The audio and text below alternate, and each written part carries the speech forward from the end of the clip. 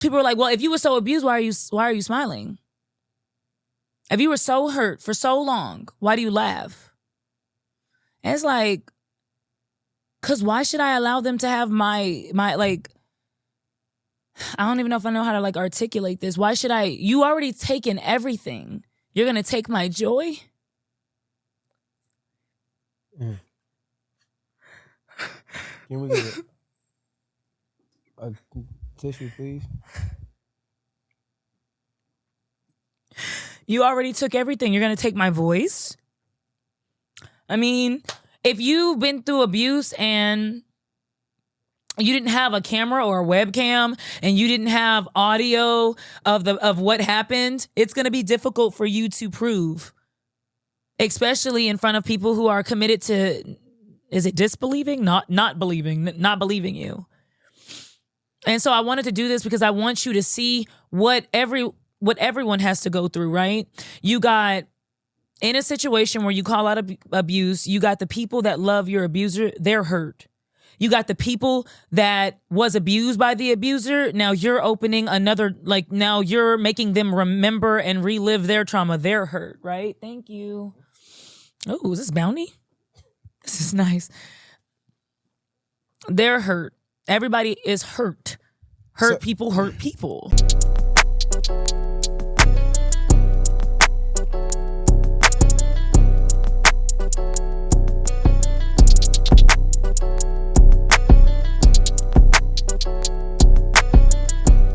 Yo, what's poppin', everybody? First and foremost, I want to say thank you to all my new and returning viewers of the J Hill podcast. But right now, this episode is sponsored by Tax Time Tony. Listen, it's officially tax season, and I know you ain't filed your taxes. Come on, what you waiting on? You waiting on Uncle Sam to run up in your pockets and take everything you worked hard for?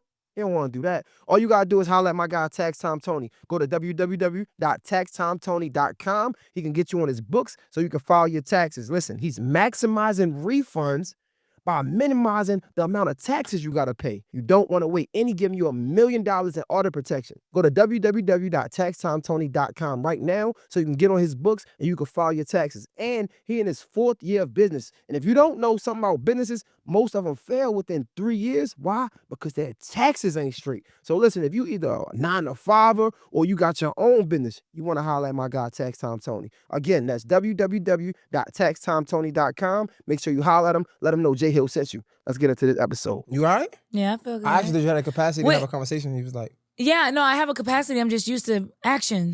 No one's going to do it? Oh. It's okay. You want to do that? We already started. Hey, if you want to do that, but I wanted to add context to why I was we can off do that. Track. Let's do it. Action.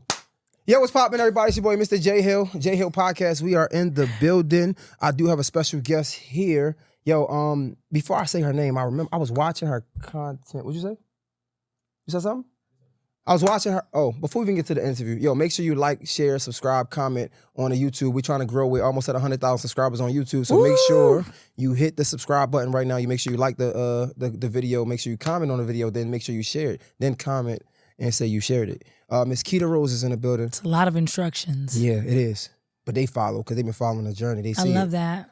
So, like I was saying, before I invited you on the show, or to be honest, right, and be completely transparent. Let's do it. Before I got into, like, I guess the mess, I was looking at your content before I really understood what was going on. I'm like, yo, her delivery is A1. Thank you. Like you're truly entertaining. Thank you. And that's why when you came, I'm like, wait, do you have the capacity to have a deeper conversation? A deeper conversation. Absolutely. How do you feel? I feel I could be better. I could be better. I feel tired, I would say. Drained. I'm bipolar, so I had a manic episode for maybe like a week. And when you're manic, you come down. So then you're like manic depressive, you'll be depressed, right?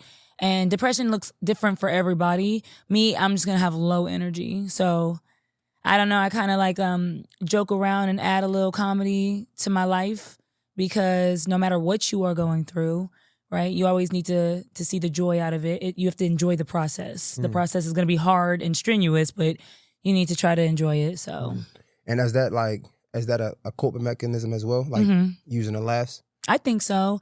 At first I'm like, oh, I'm just funny, but I think I cope with comedy. I think the saying you have to laugh to keep from crying is a real thing. You know, it's funny because I was talking to somebody and like as I start to like newly date, I'll see that like it'd be hard for people to have like serious conversations without throwing jokes in there. Yeah. And even my friends, like my homeboys though, I had to tell them like, yo, I'm so sorry. Can we turn the lights on though right here? I had to tell my homeboy, you got it? You know how to do it? You need my help?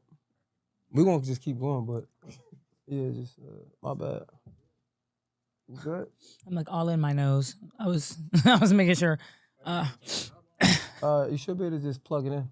Or you can try to turn it on. No, my bad. I'm super Oh, it's okay. Yeah, I just. Did you want to? What is that? Toast to a glass of soda? You have a shot. Did you want to take your shot while I sip my drink? You ain't even put a drink in there. Yes, I did. You put like a little bit. Coca-Cola. I'm not a drinker. Like I think I'm childish because it's still nasty to me. Right the drink? Alcohol's like nasty to me. I mean, it's not supposed to be good. But some people are like, oh, I love it. I love the taste of it. They alcoholics. Exactly. There's a lot of people that say that. Nah, they alcoholics. I need to mix it with a little something, add a little splash of crayon, a little pineapple, put a little It's too cherry much in sugar it. though. Are you drinking? What are you drinking for? To get lit, not fat. Hey. I'm not here for that. Hell no. I'm not here for that. Fuck no. But you're right. You're fucking right. And you know what's crazy? One day, okay. I'm always on my health shit, right? Trying to be. This is new for me, right? But I started to drink like tequila and soda, club soda. Yeah, club soda, yep. That's what I was doing before. What is it? Club soda. No, but what is it? The name of it? Is it Topo Chico? I have no clue. You don't know what I'm talking about? No. I know club soda though. Yeah, I don't know the brand. It's club soda. Yeah, I don't know the brand. It's just nasty. It is. It's like soda without the sugar, I guess. Yeah. Syrup. It's nasty. Dye number 7, cancer. You need all of that shit. Yo, and you need it. No. That's what makes it tasty and delicious. Listen, you just drink it straight, right? You know what I'm saying? So what makes my drink bad compared to your drink? First of all, if you want to be technical, they both bad. I mean, you want to be real. They both bad. I'm drinking alcohol. Alcohol is worse than fucking... Because it's poison. It's worse than crack. I wouldn't. Come on, hey. No. No. See, my mom's did crack. Okay. And heroin. Okay. And dope. All right. So, and I don't think I've ever seen her, and I have a close friend whose mother was an alcoholic. Really? I've never seen my moms do some of the things I've seen his moms do under the influence of her drug. Okay, so this is what I want you to... I just want to give you a different perspective. Go ahead. Everybody has different ways of dealing with their life, and everybody's experiences are different, right? And so there's people that just sober. With me being sober and them being sober, I wouldn't do half the shit they did. And they wouldn't do anything that I do. And that's just like no drug. So I'm just saying like, to be like... Bro, I've seen... Alcoholics do. I get what... Maybe I haven't been around it enough because like you said, you Have maybe you ever have been it a drunk? close... No, I'm talking about like other drugs. I'm not going to lie. I'm like... I don't know what the name of it is, but like I would call it like drug bougie. If I had a name, if I could make a name for it, I don't know what the name is. Like drugs are bad. Right. We were taught that in school. Right. DARE program. Don't do it. But for those of us who said fuck all that, right? I chose my drug of choice would be marijuana. Right. So I'm not a drinker. I want to do. I want to smoke. Yeah. I think my drug is better than my drug. But I understand that. I get that. I think we all... And that's what you just said with the... I think we all to say feel that way. alcohol is worse than crack, bro. I drink alcohol. Listen, so what I will say, the only thing I will say, I feel like it might be easier to get off of alcohol because, again, you got to understand, I've lived through this. I come from the projects in Baltimore, Maryland. McCullough Homes Project. I understand.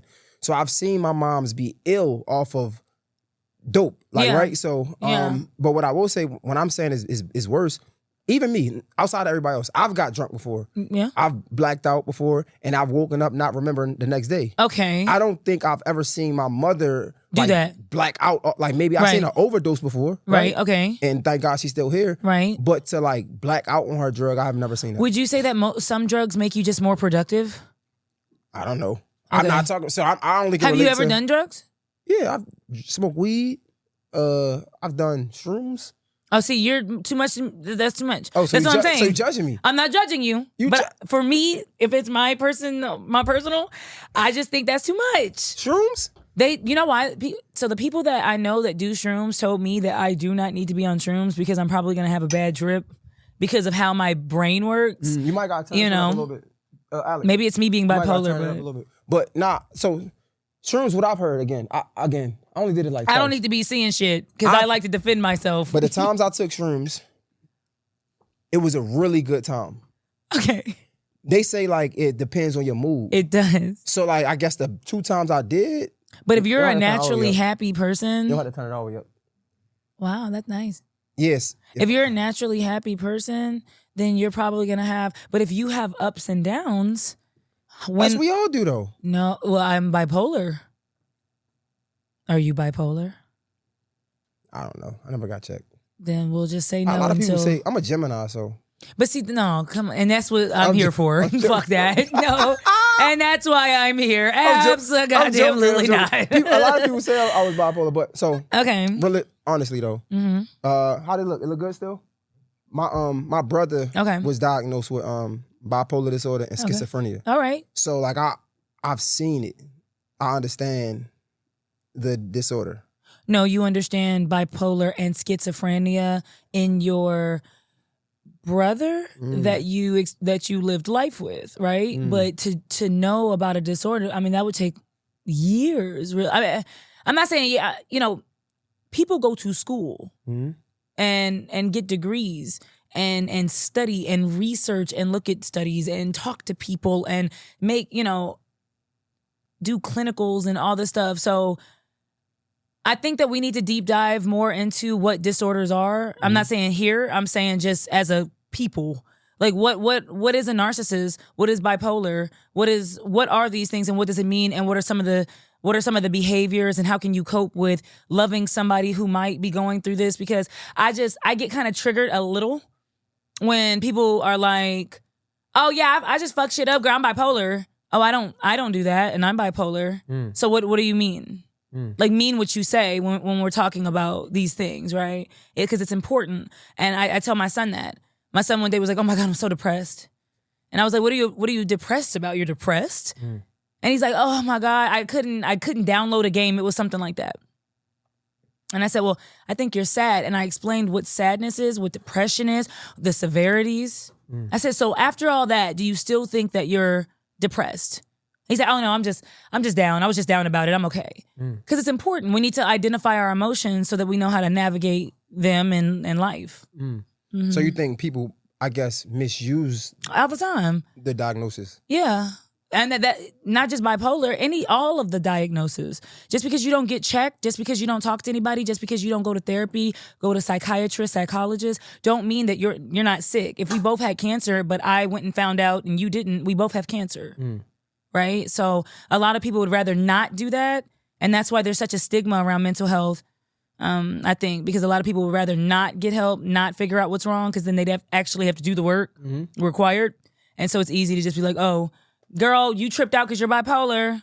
I'm cocky, I'm a narcissist." Like, no, it's deeper. It's way deeper than that. When do you think you learned this actually and actually started to take that serious? I feel like I was always, I think we all go to college just looking at different majors. I too wanted to study psychology and learn the mind and learn, different things like that. People, I think I took it serious my whole life because this has been my life. I've had a mental illness my whole life, right? Like, when did you learn that you had a mental illness? I learned I was bipolar when I was 14 because I just had anger. I couldn't explain it. I was just angry. I didn't act out. I didn't bully. I didn't beat up people. I got into fights, but I was just angry. Everything was just negative. It was funny. I made my family laugh because we do like positive, we're out at the park eating and I'm going to say something negative about it. Like it's going to, I'm going to make a joke about it. So, it would be a funny thing, but I had like a dark cloud until I started to get into therapy. Because my parents, they're military parents, so they really didn't want to sit down and talk too much. It was like, "What's wrong with you?" "I'm sad." "About what?" "I don't know." "Okay, well, wash the dishes." What the fuck? Like, What are you talking about? Mm-hmm. You need to be able to express it. And so because they weren't able to express that, they sent me somewhere, not sent me, but they introduced me to a therapist, right? And then I was able to really like express with her and really get it. And then she was able to break it down to them. So then it really worked out. Our relationship was amazing. Yo, you know what's funny? I was thinking about I was talking about therapy not too long ago. Yeah. And I was telling people how I think everybody should do therapy. Yeah. Because it really helps you unlock another layer within inside yourself that you probably wouldn't even know. Right? And I think once you can unlock that, then you could become like your highest form of self. So, no. Yes. But a lot of people do not want to be the highest form of self. A lot of people don't want to be themselves. So to be a higher level of something you already hate is such a scary concept to some. Mm-hmm. But yeah, I agree with you. Why do you think that though? That people hate themselves? Because things happen to people that make them hate themselves. If I hate, look, I'm an extremist, right? So when I say that, like I have extreme examples, but you know, just roll with me. Like the girl that's like fun and flirty and she wears the short shorts and she likes to party. Mm-hmm. She may have gotten like sexually assaulted at one of the parties, and now she's now even more promiscuous. Now she's more sexually charged, and she feels like she likes it because you get pleasure from it. You know, sex equals pleasure, right? You get pleasure, but deep down, and we don't ever have to go deep. A lot of people don't, but deep down, maybe you don't like certain things, certain sex acts, maybe you don't, maybe you just, this is what's familiar because this was what you were introduced to forcefully. So now you don't know what to do, right? You out there, you feel liberated, but are you really? Because some women have worked out, they love their body, they're sexually liberated, they love to flaunt it, but some people are deeply wounded. What happened to you? That whole phrase, like, who hurt you? Is a real phrase. Who hurt you? Was it the man who did this? Was it your mother? Was it your father? Was it who hurt you? And then from there, we can figure out maybe why we do certain things, why we move certain ways, why we say certain things, because that's really what shaped us. Our childhood shaped us. No, it's a fact, man. This interview just went so left. I'm sorry. No, it's fine. No, it's good. It's a good thing. It's a good thing. I don't say that in a negative way. But now I'm interested because like you being on a platform giving advice, right? You talk a lot of relationship stuff. Mm-hmm. And you know how they always say like check on your strong friend? That's the first thing I would think about. Because like I'm hearing you break these things down and I'm like, well, what about you? That's the first thing that comes to mind. Like, was it a time like, did you hate yourself? Or was it a time where like somebody hurt you and you had to find out? Or are all these things something that you figured out early and was able to get over? Or was these some things that like you figured out but still was struggling through, even in your adulthood? No, I think we always figure things out, like even in different ways. Sometimes, I don't know if you're like spiritual or religious, but sometimes God will put us in situations to figure things out over and over again. It'll be a same situation, but with a different person in a different scenario, but it's the same shit. Mm-hmm. I've always gone through things because I'm very trusting and loving. Did somebody hurt me and it made me want to, somebody hurt me and it made me angry at them. I think a lot of people, I think maybe that's where you can kind of use your mental illness, to your advantage. With my bipolar, right? I feel everything very intensely, and I have extremes. So if I'm happy, I'm joyful.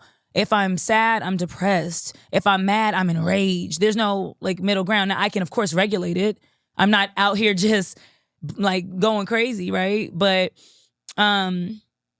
I took that anger and I was mad at the person. You did this to me, so I fought back. I'm not a shit starter, but I'll finish it. Mm-hmm. You see what I'm saying? So I always wanted to fight. I think that's how I've always been. This is wrong. You've done something wrong.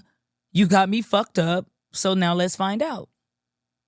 And that doesn't really look now when you say, did I ever hate myself? There were times where, of course, I didn't like myself, even in childhood, because when people see you reacting to things, you are the problem. I'm loud. I'm boisterous. I have a big personality. Maybe some people might call my personality polarizing, I guess. But I'm always going to look like the problem, especially if I'm fighting. So I think I would encourage people to actually, when you see something, right, a fight, a disagreement, anything, to look at both sides, because there's 3 sides, but look at both sides and try to think critically, because a lot of the times we're witnessing reactions to shit and you don't even know what sparked it. The root of a problem is the most important. If your tooth hurts, you can keep taking Advil over and over and over again, but unless you get that root work done, it's going to hurt forever. You haven't healed. So where did the fight come from? Maybe my mental illness. I maybe my father, my mother being such fighters, being in the military, like everything was very like, we defend. Like, no, I mean, it wasn't defensive. It was a nice, loving household, but it was very strict. And who are you playing with? Like when we played, but when it's time to stop playing, stop playing.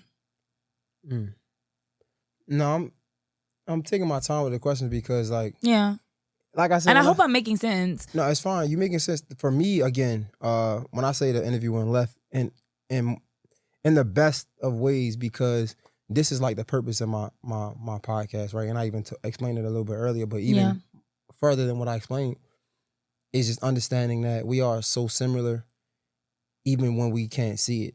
Okay. Right. So like I'm listening to you. Your parents was in the military. You had both of your parents there. Yeah. Like it seemed like from where I come from, you had it made from where I come from.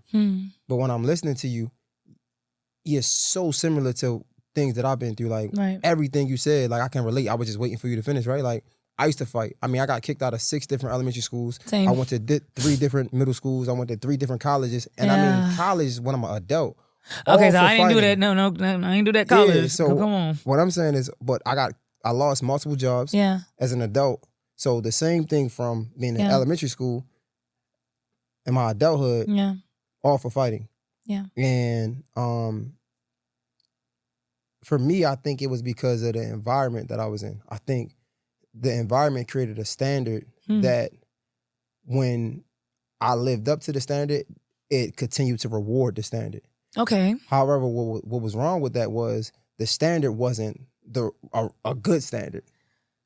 Depending on what you fighting for. Okay, so we both had situations where we went to multiple schools because we were fighting. I was fighting because I don't want to sound like a victim, but I was fighting because I was being attacked. Right? I remember walking off the school bus on my second day of school at a new school and having girls circle me, and the ringleader being like, if you, like, they were in a circle, right? I was in the middle, and the ringleader was like, if you bump one of us trying to get out of the circle, then we all just gonna fight you. We all gonna jump you. And these are girls I don't know. I've never had words with. What's going on? So I fought because I was defending. Did you fight because you were starting it, or were you defending? Like, what do you fight for? Because when people see fighters, it's a problem, right? Automatically, you see anger as an issue. But anger is just like any other emotion. What was it for? Are you fighting a cause? Are you fighting for something? Were you fighting to defend yourself?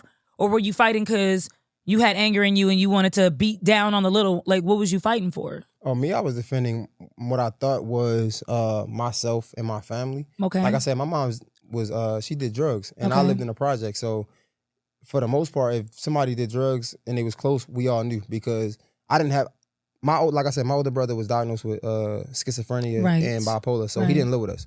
So in the projects, my mom's was very, very much older than me, right? So like my mom's got raped. She had me at like 45, right? So you gotta understand, my mom is a lot older than my peers' moms.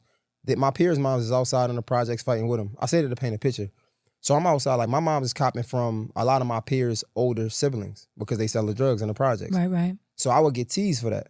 So like when I got to school, I was tired of getting teased. Like, you're not gonna talk about my mom's, things like that. So I would fight a lot, right? So like you couldn't just pick on me. So you were fighting for honor. Yeah, I was fighting. I thought it was to defend myself. However, as I got older, I understood that I didn't have to do that, because even then, like even when I was get teased, I had to understand that I'm getting teased in the same environment that we all in. So yeah, you might have a PlayStation, but you still live in the projects. Yeah. Like, yeah, you might have Nikes on your, but you still in the projects. Like the quality of life is still. You feel what I'm saying? So it's like, yeah, I might have on Payless and you might got on Nikes, but it's like we still in the projects. We're still in the project. We're still on subsidized housing. Yeah. So I had to learn these things over time, right? I say that to say is like, again, my whole point of saying that is, I hear someone that's sitting across from me whose lifestyle was probably, again, who I thought was way much better than mine, but she was going through the same thing that I was going through.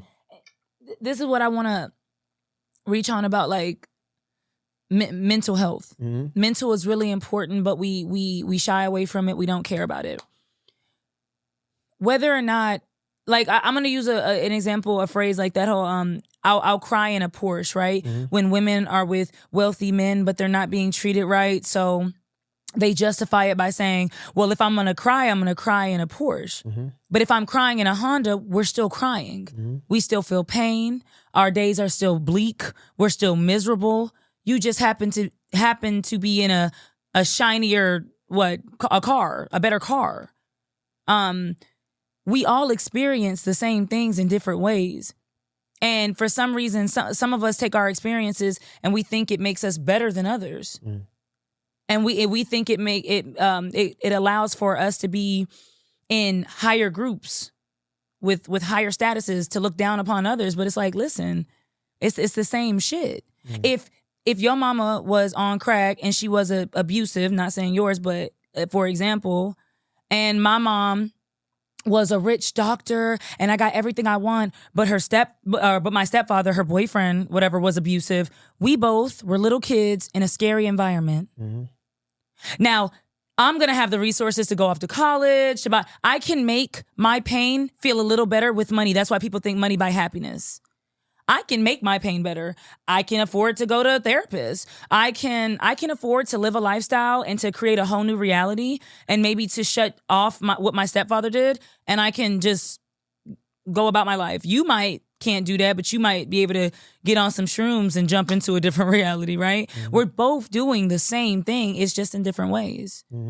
And unfortunately, we live in a society where if my way of handling my pain is glamorous, then it's better than your way. If it's dingy, rusty, ghetto, whatever, it's the same shit. It's the same shit. Yo, listen, I know we having a great conversation, but I had to let you know that this episode is brought to you by my guy, Darius Bendis. Now, listen, are you an entrepreneur who's looking for access to capital or funding to start, grow, or scale your business? Well, if so, my guy, Darius Bendis is the best in the game when it comes to credit and funding to get entrepreneurs access to the capital that they need to get to the next level. Now, what he's doing is hosting a 5-day live mentorship to help you get to the bag and get the funding yourself. It don't matter if you're a new business owner, a seasoned business owner, or somebody that's just trying to get some money on the side. He's hosting a 5-day live mentorship where he's going to show you how to get the funding and get to the bag yourself. Now, all you got to do to get access to this live is go to www.impactoverinkomelive.com. That's impactoverinkomelive.com, and you can get to the bag yourself. Now, let's get back to this episode. Do you think you was able to get over all of the pain, I guess, from like... I don't think you ever really get over pain, but you cope. Absolutely. It's still painful when you think back, right? People say, no, I don't think anybody's healed. People are like, oh, come healed. If you're coming to me with a relationship, come healed. You never really heal. If I'm cut right now and it heals, I have a scar. It's never gone back to normal. I still have a scar there. That piece of my body is still more sensitive than any other because it was traumatized. So I think I cope, and I think I understand. I accept. I think I accept whatever has happened to me, whatever I've done. I think I forgive people that have hurt me. I think I forgive myself. How? Like, how do you accept that? I know. Because you realize that everybody's actions are a reflection of how they internally feel. If you triggered me right now, I got up and I said, man, fuck this shit, and I fucked your whole setup. You can be mad at me forever, hold on to it, say you never want to do a podcast again, say, like, you know, guests are so rude and disrespectful, or you can realize, like, damn, she must have been really triggered. She must be going through something. and fix your shit and say whatever. I mean, that doesn't mean that you give me access back to your life, back to your paw. It doesn't mean that you do, we could ever be the same again. But at the end of the day, you accepted what I've done. You accepted that you didn't deserve it. You maybe forgive me, but you lose access. You take that access away. People have too much access to other people. No. I think that's what it is. You can't truly forgive because you're still giving access to. I got a family member that's really hurt by his father, but he keeps giving him access. I said, baby, you got to give him, spoonfuls of presents. Hi, how you doing? Everything good? That's good. Okay, bye. Because when y'all get deeper, he starts to disrespect you. You start to feel degraded. You got to know where people belong in your life, I feel like I'm getting a lot Sorry, of I want to burp. It's right here, but it's not going to come out, so it's going to... Try to swallow. I mean... Okay, but I tell you one thing, I don't do that. No, I don't. I'm a lady. Pause, man. That was you said it. That was crazy. You know each other. No, you said that. You got me all. Anyway, let's get back focused. What I was saying was, yes. It seems like you got it all figured out. No, I don't. It seems like okay. It seems like when I hear you talk, I hear you give it sounds like advice. It sounds like game. I've been through it. Yeah, but I'm not really hearing how you feel through it and how it is what I feel. I can only give game because I've experienced. When I talk, I'm talking from experience. So when you say, well, how? I'm telling you. And that's the reason why I wanted to start the mess. I just didn't want to be messy because I'm bored, blah, blah, blah. Even though I am a petty Betty, if I do say so myself. I wanted to show people what it looks like to call out abuse in real time. I wanted to show people what it looks like to process abuse in real time, to reflect what these feelings are. I think I underestimated that process publicly and how that would really feel. I think I thought I was built for that shit, and I think I still am, because mind you, this is not it's recent. It's currently going on. I think I'm built for it. But I needed to feel it because now I need to feel what people have really went through. For example, I've just said I've been abused, I'm hurt, I'm vulnerable. People say, shut up, you deserved it, da da da da. That is how that little girl or little boy feels when they go to their parents and they're already scared and hurt. And they're like, I'm going to say something that's going to be so scary. I don't know what your reaction is going to be. And for the kids that or for the adults, because we all need it. We're all just big kids. We're all just grown kids, right? For the adults that get I support you, I believe you, I got your back. That nigga did what? That bitch did what? Oh, we going after them. For the people that got that, good for you. Good for you. You had support. You had a village.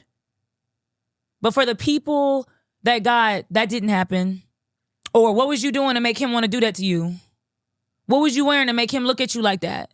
For the people that get that, or what were you wearing? Or the men feel like they can't even come out about abuse. We can't even give dumbass justifications to men like, what were you wearing, or you probably deserved it. We can't even say that to men because men won't even come out. Because the first time men come out, I've experienced that with this whole messy situation. The first time a man comes out and says, a woman abused me, it's sassy boots. You know what I mean? And don't get me wrong, some niggas are sassy. I call them out every day. I'm calling one out right now.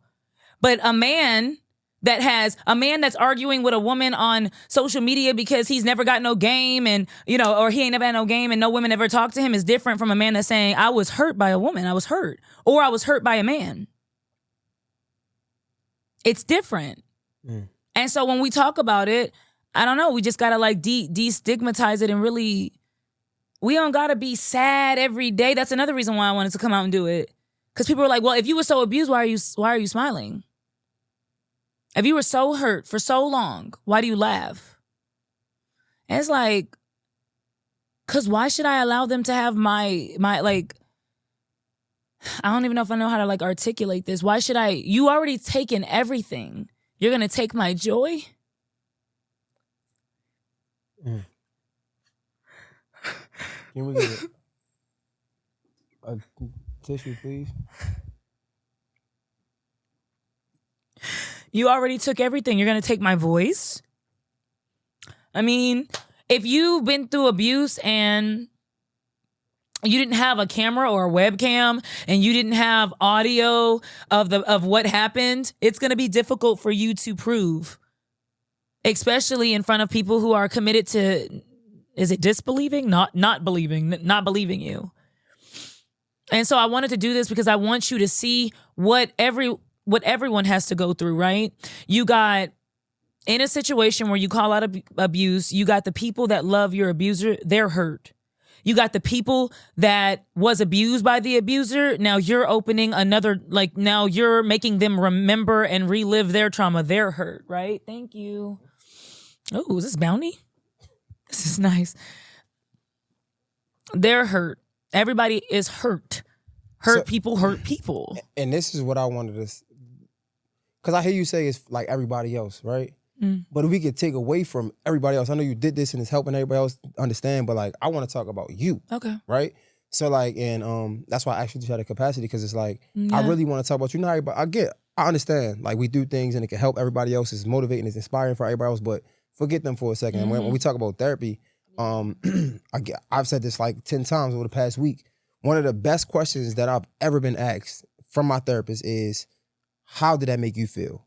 Because again, I hear you and I hear a lot of myself and you, and what I mean like super understanding, right? A lot of times things are what they are. You can't change it. So when things happen bad, it's like I'm even killed, right? So when I hear you speak, I'm like, I understand that, I accept that. Right. But one of the best questions I was asking me was like, how did that make you feel? And I wasn't even able to answer that as I just explained a little bit, because again, I was so understanding. My therapist said, how did it make you feel that your mother probably wasn't as present as you wanted to be? I'm like, bro, my mom's the best moms in the world because she did what she had to do. If it wasn't for that, I wouldn't be the person I am. Period. Nah.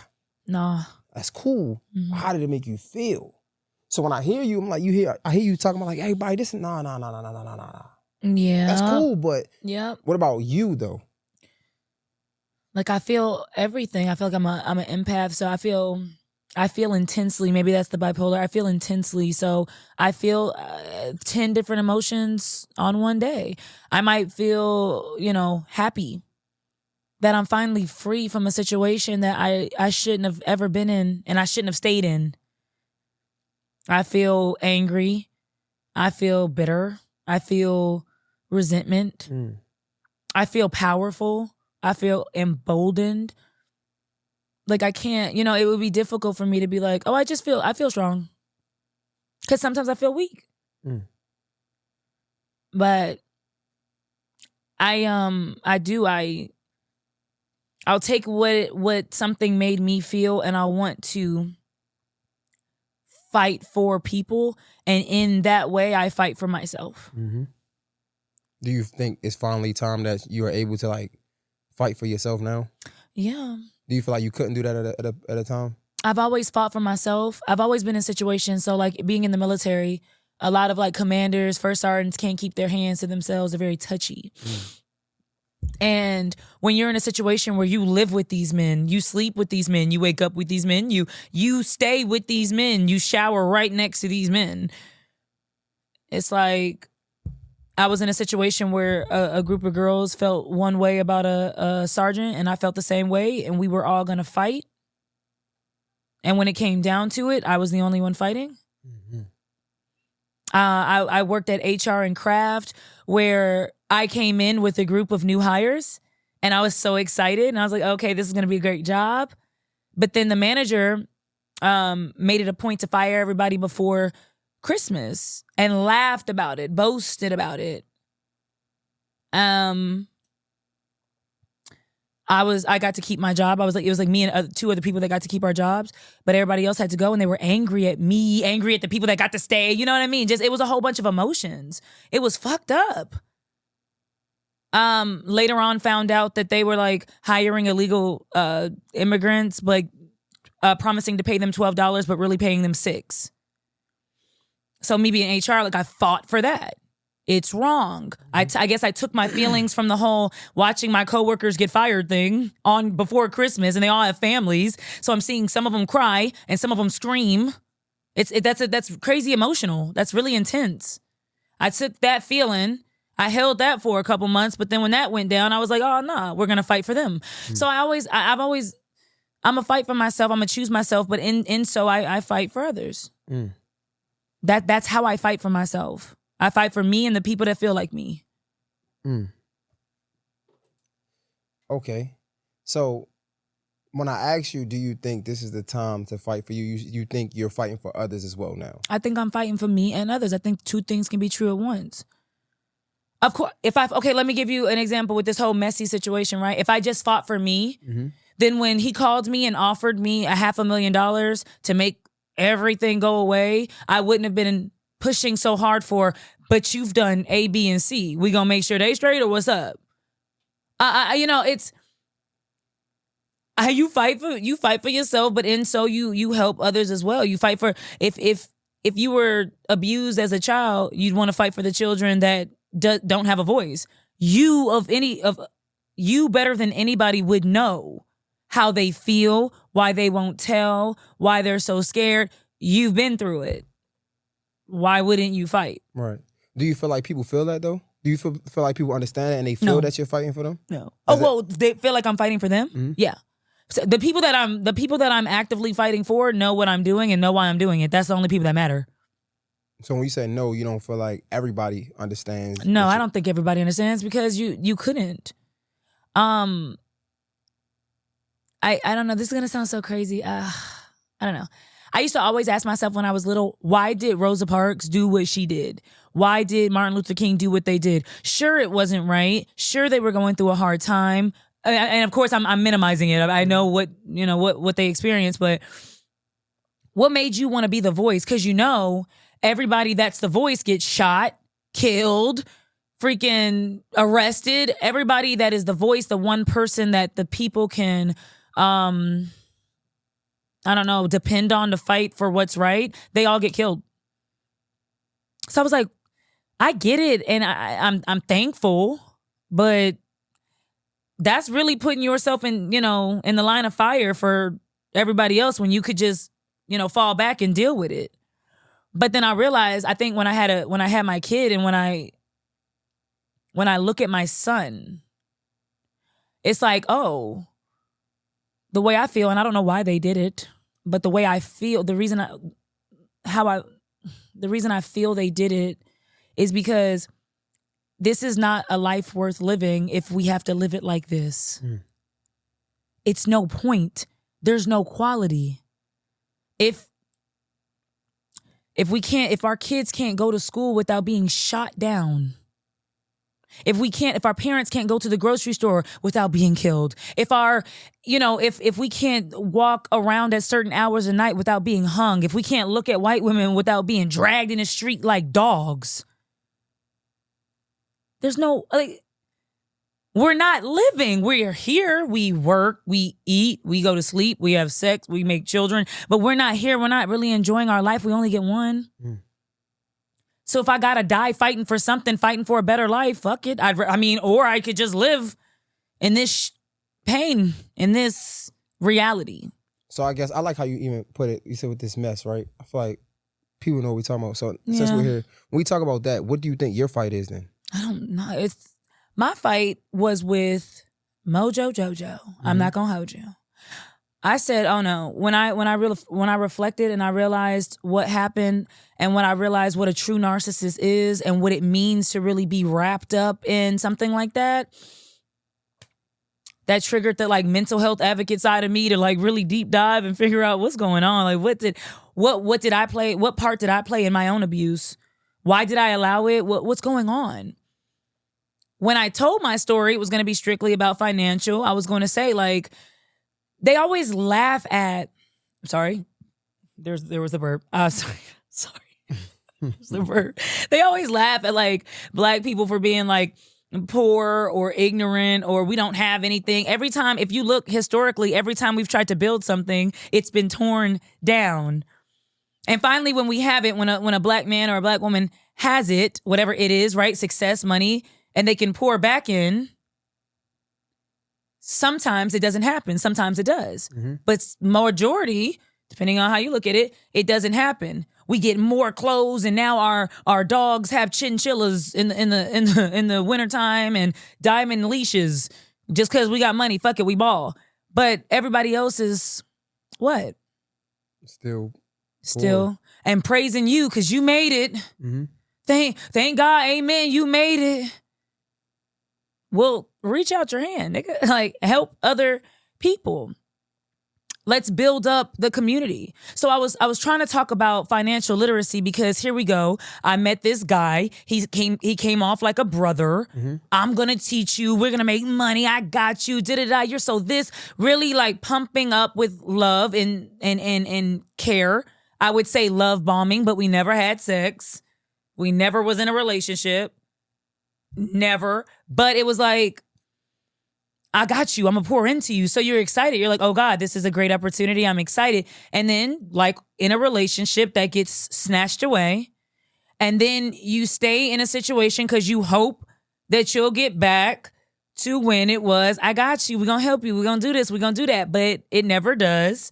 And then once you've had enough, you fall back, you reflect, and you realize, I stayed for too long. I got played. And in doing, I played myself. And how can I learn from this and never do it again? So they make fun of us for not having, money or this or success, and our kids are this and that. But it's like, I wanted to talk about financial literacy because these are the mistakes that I made. We didn't put shit in a contract. I believed you. I trusted you.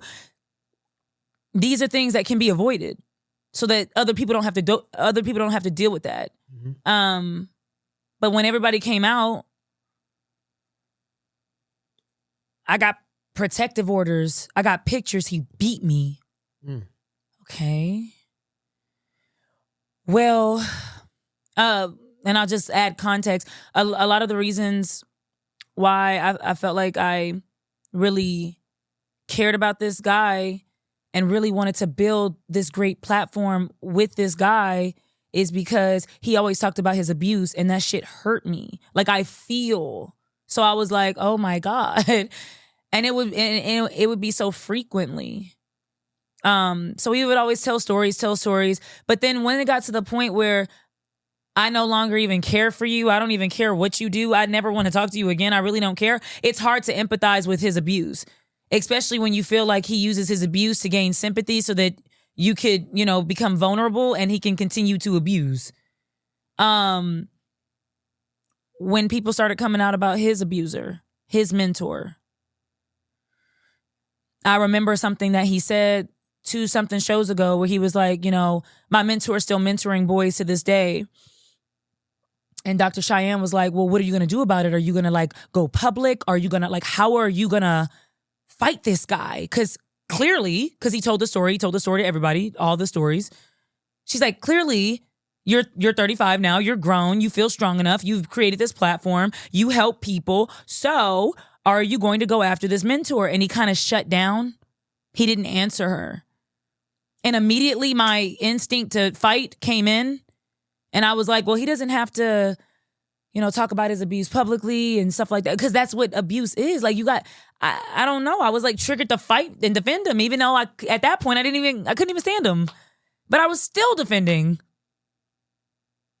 I don't know how to explain it. I didn't even believe him, but I did believe him, but I didn't believe him. But I was dealing with my own shit, so it didn't matter. But then when people started coming out about the mentor, I was like, oh shit, this is true. This mentor is still doing this to boys to this day. So here we have women who are coming out about physical stuff and about stalking and different things, which I experienced. When you say, no, I don't want to work with you anymore. It's calls and calls and emails and I can't lose you. And it's possessive. It's possessive, and you cannot possess a human being.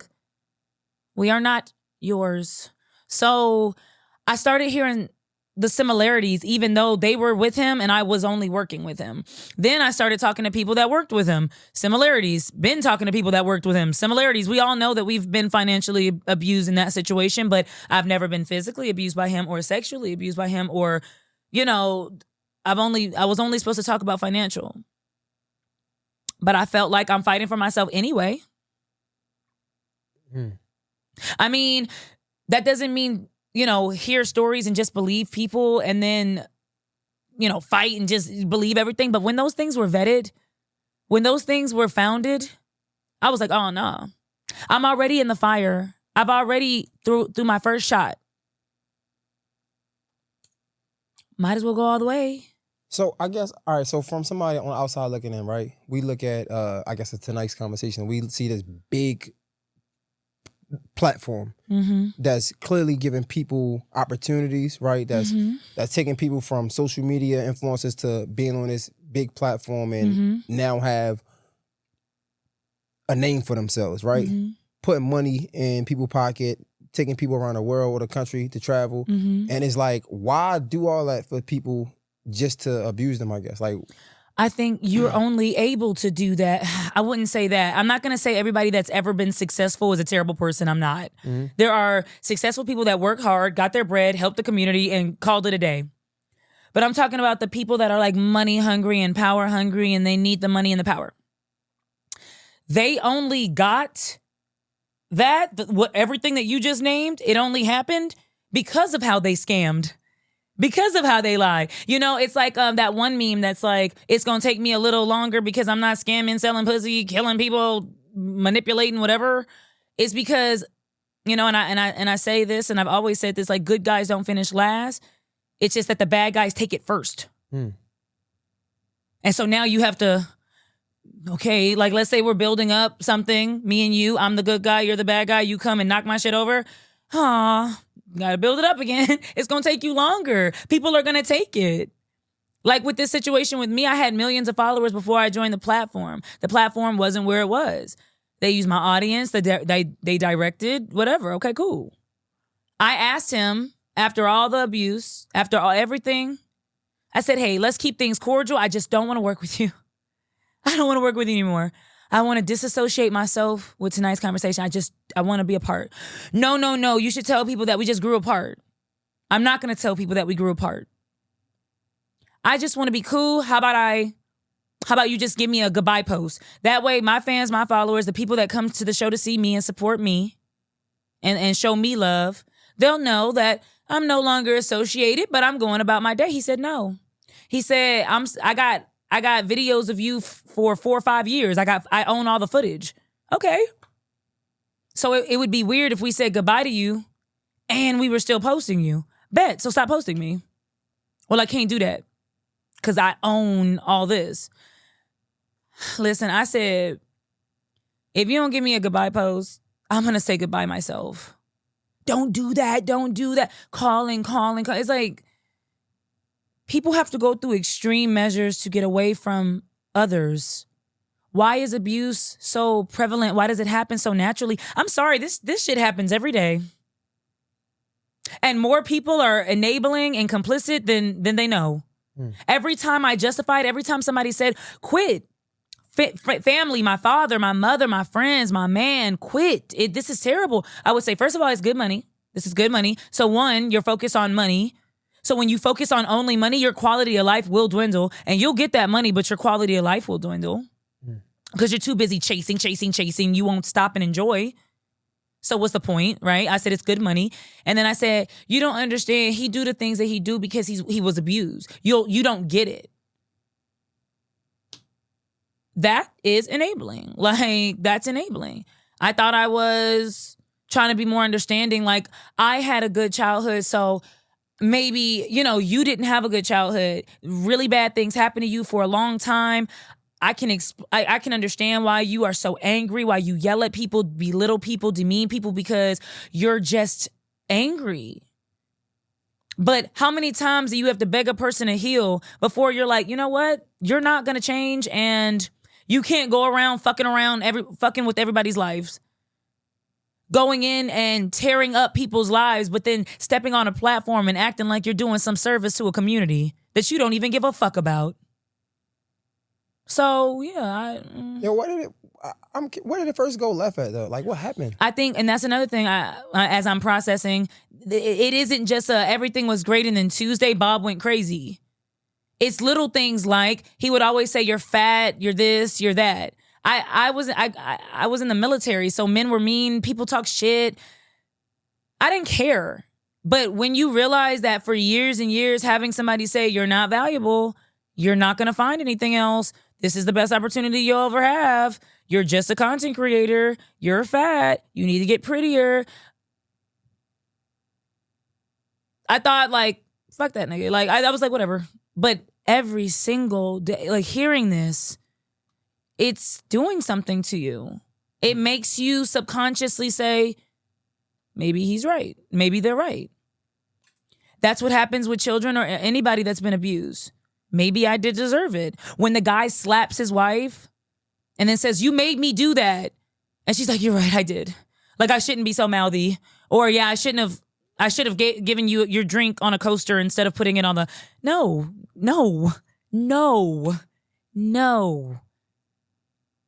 There's no justification. So when did the light bulb hit that you knew that this isn't for me? I guess when was that moment, that awakening moment? Like I can't take. I think I've been felt that for. I think we were working together. I've been on the stage for like 4 years. So the first, I say 1 year was like hard, but it was just I'm learning. The second year was still hard. Everything been hard, but the second year was like, oh, okay, I don't like this. But then once the investments came in, right? Once the whole, hey, I know I screwed you up with this. Let me just, how about we do this together and we invest in this and we do that. Once that happened and I fell into a debt, I wanted to leave, but I wanted to leave after I got out of debt. Mm-hmm. And I'll say in 2024, November, I was 100% zero debt. Well, no debt. You was getting in debt? You was paying, like, what you mean? So like, for example, he would, so for us, he would say, like for me and Kitty, he would say, I'm going to invest in your tour. Or I really want you to do something else, like another show, and I'm going to put it on the app. You know, all of us were there. The core was there when the app was just starting. So we were working hard, like 20-something episodes a day. Like every day to try to get this content on this app and build up this app. And finally, when the app blew up, he was like, "Oh yeah, we're losing money. I'm broke. I'm bankrupt." So it's like, okay, because he would make you want to work with him under the umbrella of once this shit hit, I got you. Mm-hmm. But the shit hit, and he was like, "I don't have any money. I'm sorry. My bad." So he would tell us like he would tell me that he was going to do 8 episodes. Go ahead and talk to my videographer, set it up. We're going to do this. Of course, you know, production is expensive. All this stuff is expensive, right? Cool. So I would do it. He would say, just handle everything. And on the back end, I got you. Okay. So you would do it, you know, and say, okay, everything's right. It's like how you want it, whatever. We good? Oh, yeah. In 3 weeks, we'll have a contract for you. Okay, cool. 3 weeks come, nothing. In another week, nothing. Just wait another week. Nothing. Finally, you just give up. Towards the end, when I was like pulling away, I think he could tell. And it became more possessive. It wasn't like that in the beginning.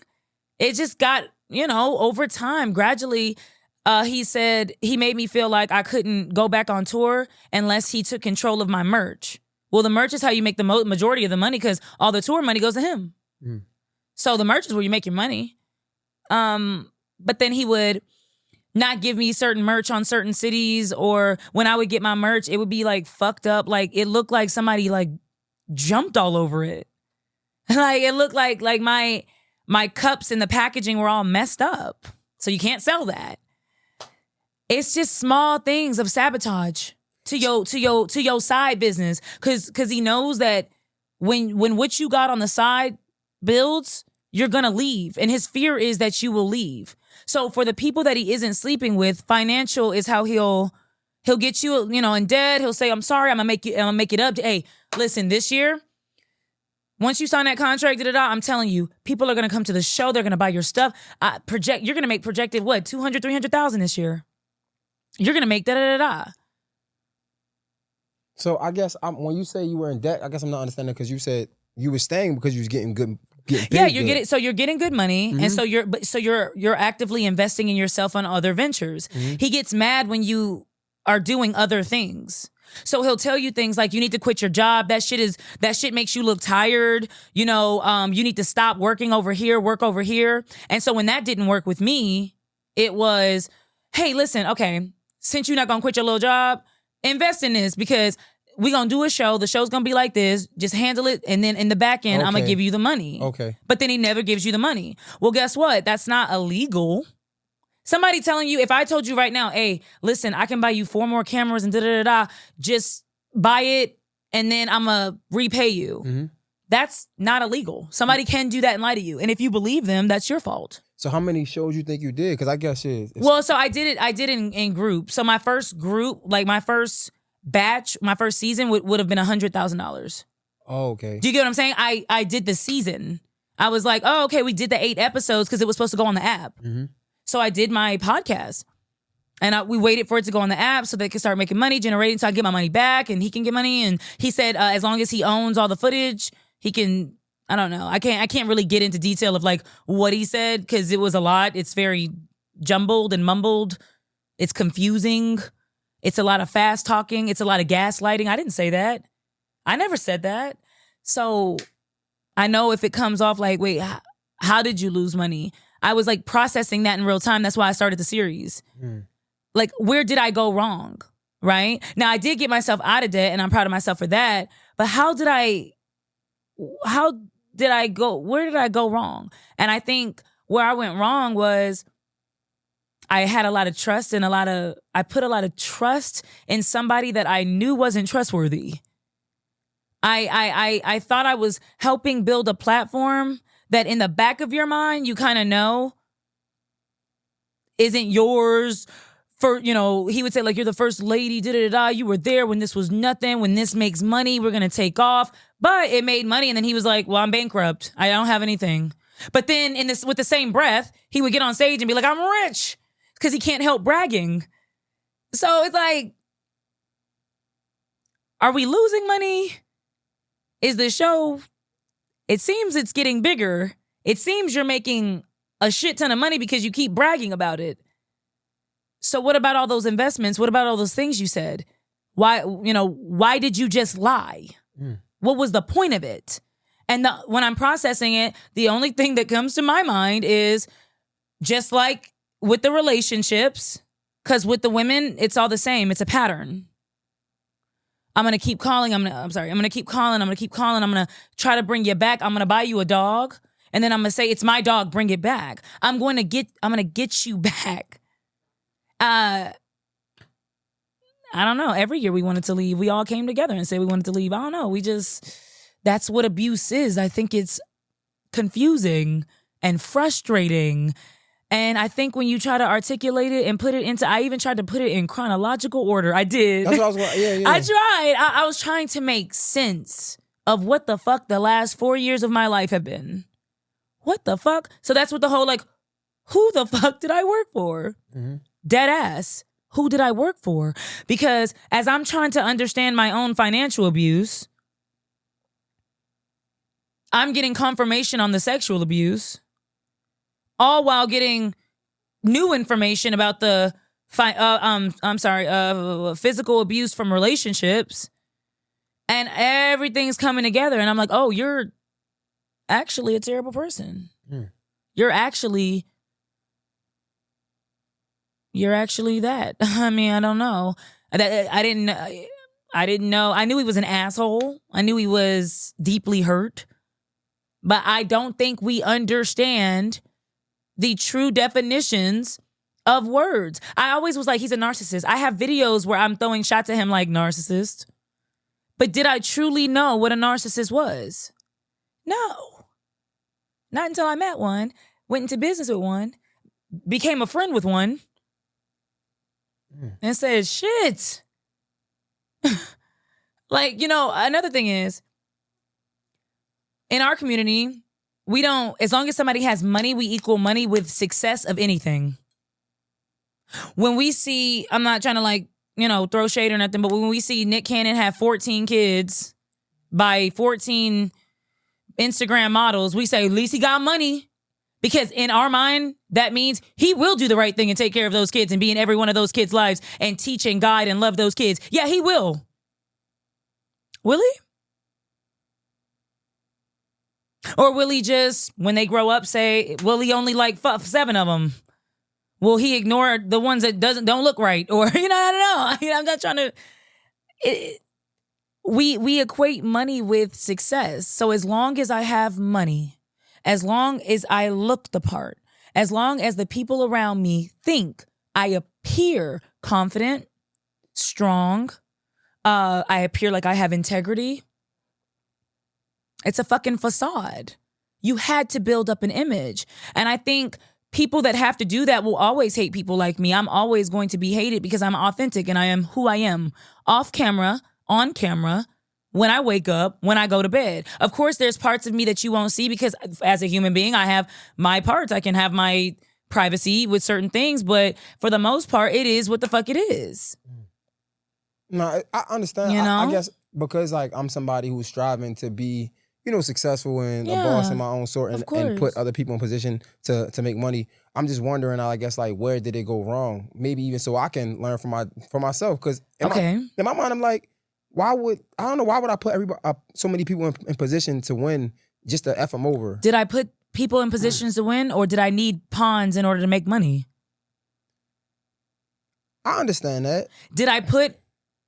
Taraji P said when she went against Tyler Perry, I think, I don't want to... She said, he gave me the most money that I ever made, but he didn't pay me what I was worth. And people were like, so what? You got money.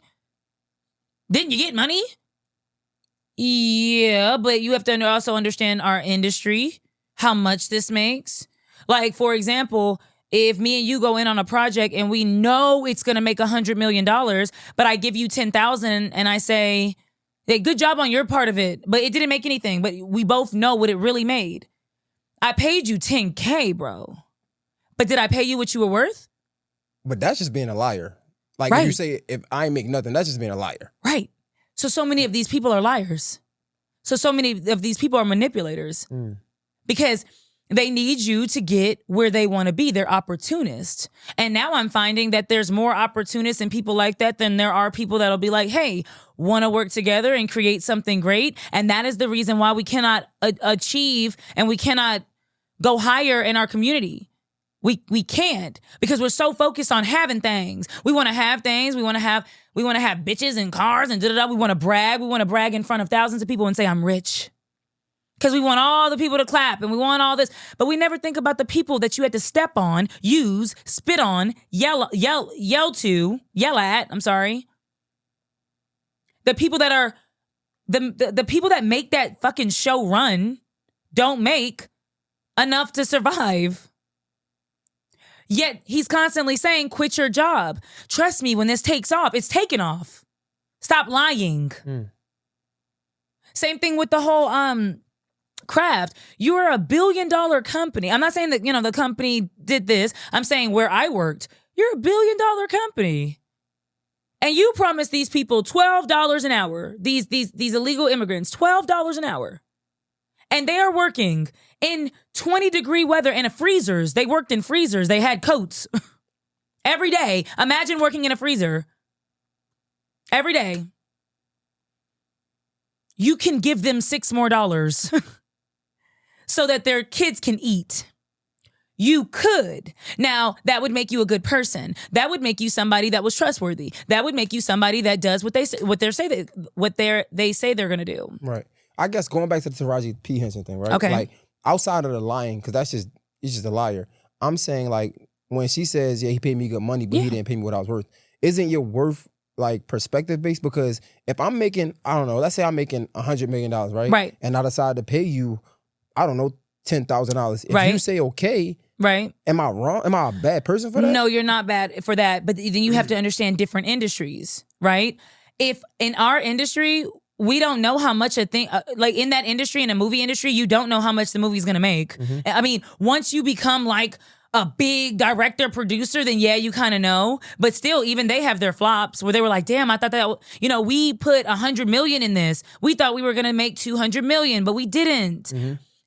So you never know. So you sit there and I mean, yeah, you write on the contract or yeah, it's like 100,000, but when you realize that it's taken off and that it's made 200 something million, okay, the first time you might be like, well, now I know. Now the next movie you need to say, hey, I think this movie, the last movie I was on, made 100 million. So instead of taking that 10,000, I want 40,000 or I want 100,000. And if that person laughs in your face and says, hi, you're not worth it, then walk away. That's how you develop your worth, but you have to develop that worth. Because one, that comes from talent, right? Some extra in a movie is not Taraji P. Henson. So you're not going to pay Taraji P. Henson what you pay some extra in a movie. And so a lot of it is, it's a hope, or they'll sell you a dream. The next one. And then you find, or we'll figure out, listen, I'll pay you this, but in the back end, if this does what it needs to do, I got you.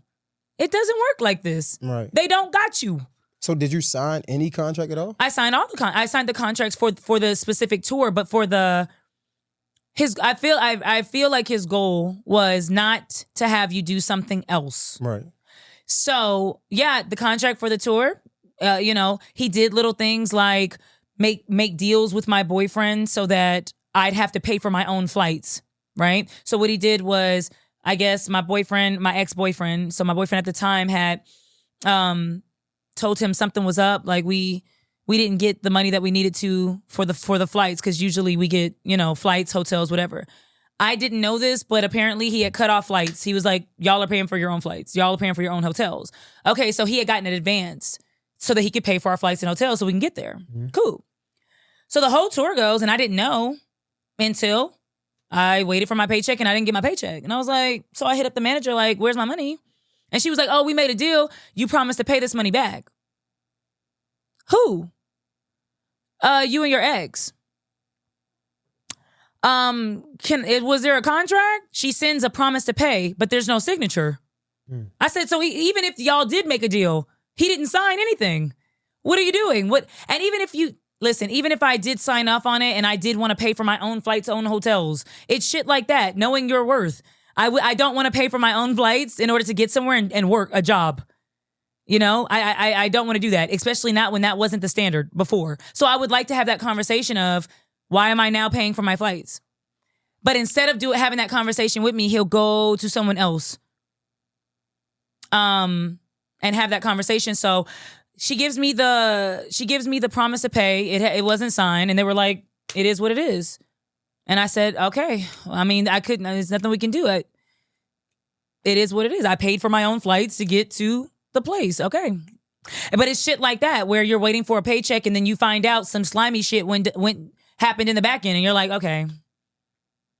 Like, this is not what you need. So I think it was a lot of promises, a lot of, I got you once this hits, a lot of back end. And that was one of the things that I really wanted to hone in on when it comes to financial abuse and financial literacy. If it's not in a contract, I don't care if that's your cousin for 10 years.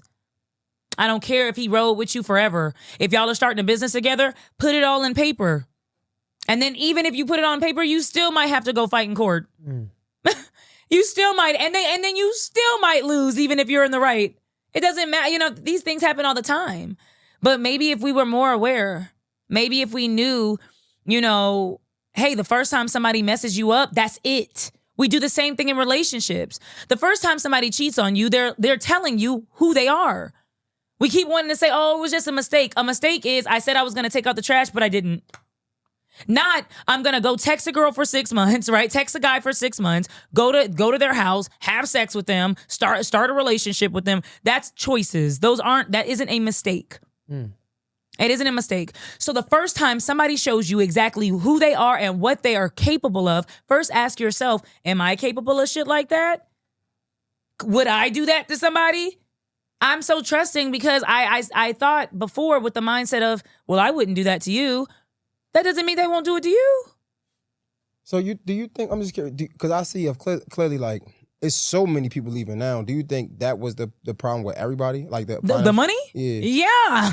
How was he? Like how is somebody able to like I guess get that off with so many people? I want to say this. I know it sounds like weird and it's not gonna make sense, right? And I wish it did. I wish it made more sense, but I'll say that when somebody has been abused since they were a kid, they've learned how to lie, hide, mask, manipulate. I'm not saying everyone that's been abused. Because some people, they take that abuse and they say, I'm going to fight for others. I'm not going to be the person that abused me. And some people turn into the abuser. Okay, we say, how is this happening? Okay, well, he told me that a mentor of his has been hurting him for years, ever since he was a kid. And this mentor is still doing that to boys to this day. Well, that would have been 20 years. 20 years. So I post a picture of the mentor. I don't even say the name.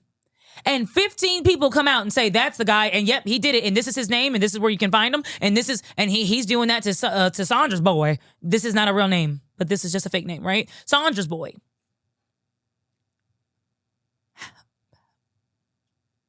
How? So you mean 15 people can point to a man and say, you do this to little boys, yet he's not in jail? How? Well, he's good at, maybe, right? Allegedly, I don't want to get sued, but maybe he's good at manipulating, lying. Maybe he's learned how to groom the little boy so good that the boy is like, nah, not me. Nah. Because he starts off like a friend, like a big brother. Hey, bro, them shoes is, hey, bro, I got you. Come to the mall. Like, damn, this person really looks out for me. This person really loves me. Until you find out what the ulterior motive is.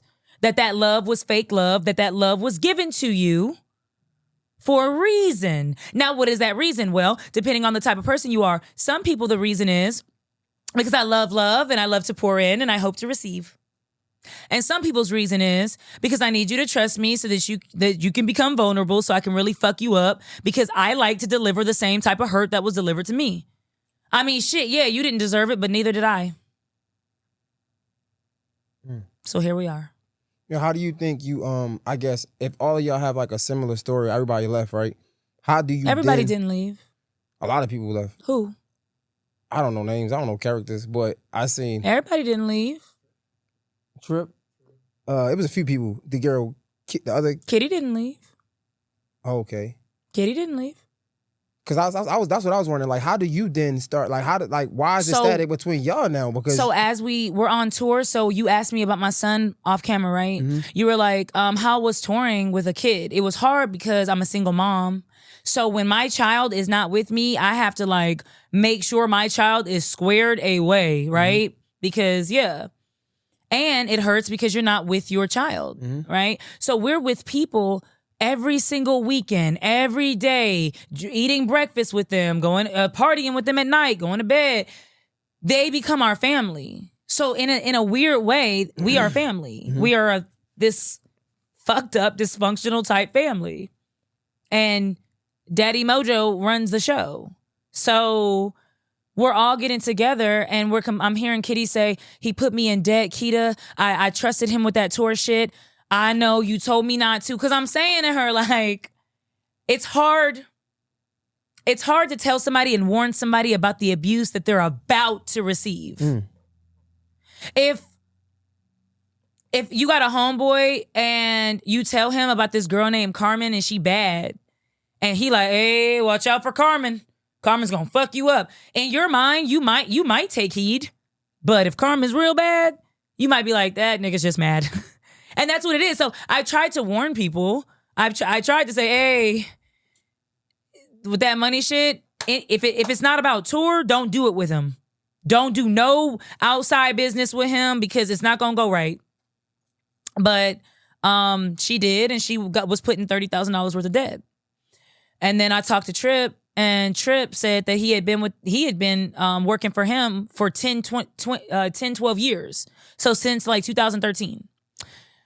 And back in the day when they were just doing poetry shows, he promised to pay them like a couple $100s a week or something like that. And he didn't get the money. he wouldn't get the money. Like Tripp didn't get paid. But then he would overhear him bragging about making $30,000 that week. Well, it's the same thing, except that was 10 years ago. Okay. It's the same shit. He'll put you in something, put you in a little bit of debt, mess with your money a little bit, mess with your merch, mess with your money, right? And then when you confront him about it, he'll say, he'll make up an excuse. I don't know, I didn't know it was gonna pan out. Or with Kitty, he had said like he had wanted her to invest in her tour. He had wanted her to pay for all these venues and the DJ and do all the stuff. And he was going to come in with like $30,000 in the back end, but he didn't. So now she's forced to do all these things, but now she's forced to do it alone whereas she thought she would have a business partner. The business partner always pulls out at the last moment. So I wanted to talk about that, right? In the series and explain things like that. Mm-hmm. So we all came together and we were like, I was like, we gonna ask for what we worth. Because this man is constantly telling us every weekend he makes millions and he's rich and did you see his new this and he just bought a penthouse in Atlanta. Okay. Well, me and Tripp are Airbnb-ing because we have to save money. So me and Tripp have to Airbnb so that we can get to the show, so that we can perform for you to make you the millions that you're just going to brag about. Kitty as well. So I told Kitty, I'm like, you're really important, Tripp. You're very important. The clips are you, it's y'all. I'm the comedic, aspect of the actual show. So you're not going to see me too much on the clips, but when you come in person, I'm going to make the party happen. And if he doesn't want to give us what we're worth, because he was already in talks of replacing us. He said, Dimitri is going to be a replacement for Tripp. B. Simone will replace me. Dr. Cheyenne replaced Randy, and Kitty, I guess Kitty was always going to be just there. She wasn't going to get replaced, but I didn't know that. So me and Kitty were waiting to see who her replacement was going to be. And we just said this shit was unfair. We've been rocking with him. We had been pouring into this platform, these apps. He's making hand over fist. He's showing us his Shopify. He's showing us these things to brag. This is unfair. So we gonna either leave and do our own shit because we know that's the way to get him. He doesn't want to let you go. So we're gonna leave. We're gonna do what we gotta do and we're gonna leave. So, I thought we were gonna band together, but we didn't. But you see, my military experience helped me navigate through a situation where we're strong and we're emboldened and we're gonna fight against an abusive person. But at the very last minute or when shit gets hot, you will be fighting alone. Okay, I know how to do that. And that's what happened. Okay, so I don't know who left. Last I heard, he said, I got Tripp back. So that's why I need you back. But I don't think he wants me back anymore after all this. Would that be something you would do though? No. Oh, I was about to say. No. Sometimes with an abuser, you have to do things so extreme that I turned you off from me. Cause if you run, he'll chase. So now he don't want shit to do with me. Great. Let's keep it that way. Never call again. Never email again. I'm not associated. So it's not that I want this black man to fail. It isn't that I want to, to do this and that. Yeah, of course I'm mad. I shot shots, right? Like on social media, we took shots because I wanted it to be direct. We get paid every day to teach people how to have healthy and happy relationships. We get paid to teach people how to heal. We get paid to teach people how to resolve conflict. So let's show them in real time. What's the problem? We get paid to do it. We get paid very well to do it. So what's the problem? We get paid, or do we get paid to pretend and we don't actually know how to do it in real life? Is that what happened? So did you ever get your money? I'm never going to get my money. I'm never going to get my money. Also, I'm never going to get my money. And also, he's probably going to take me to court. And he does have a substantial amount of money, so he can try to drag it out as much as he wants. Lawyer fees are expensive. That's another reason why I wanted to do what I did, because it's like people were saying, just shut up. Just go to court. Do you know how fucked up it is to say to somebody that has been financially abused, just go to court? It's fucked up because yes, go to court, of course. But court takes away from you working a job. Court is long, it's stressful.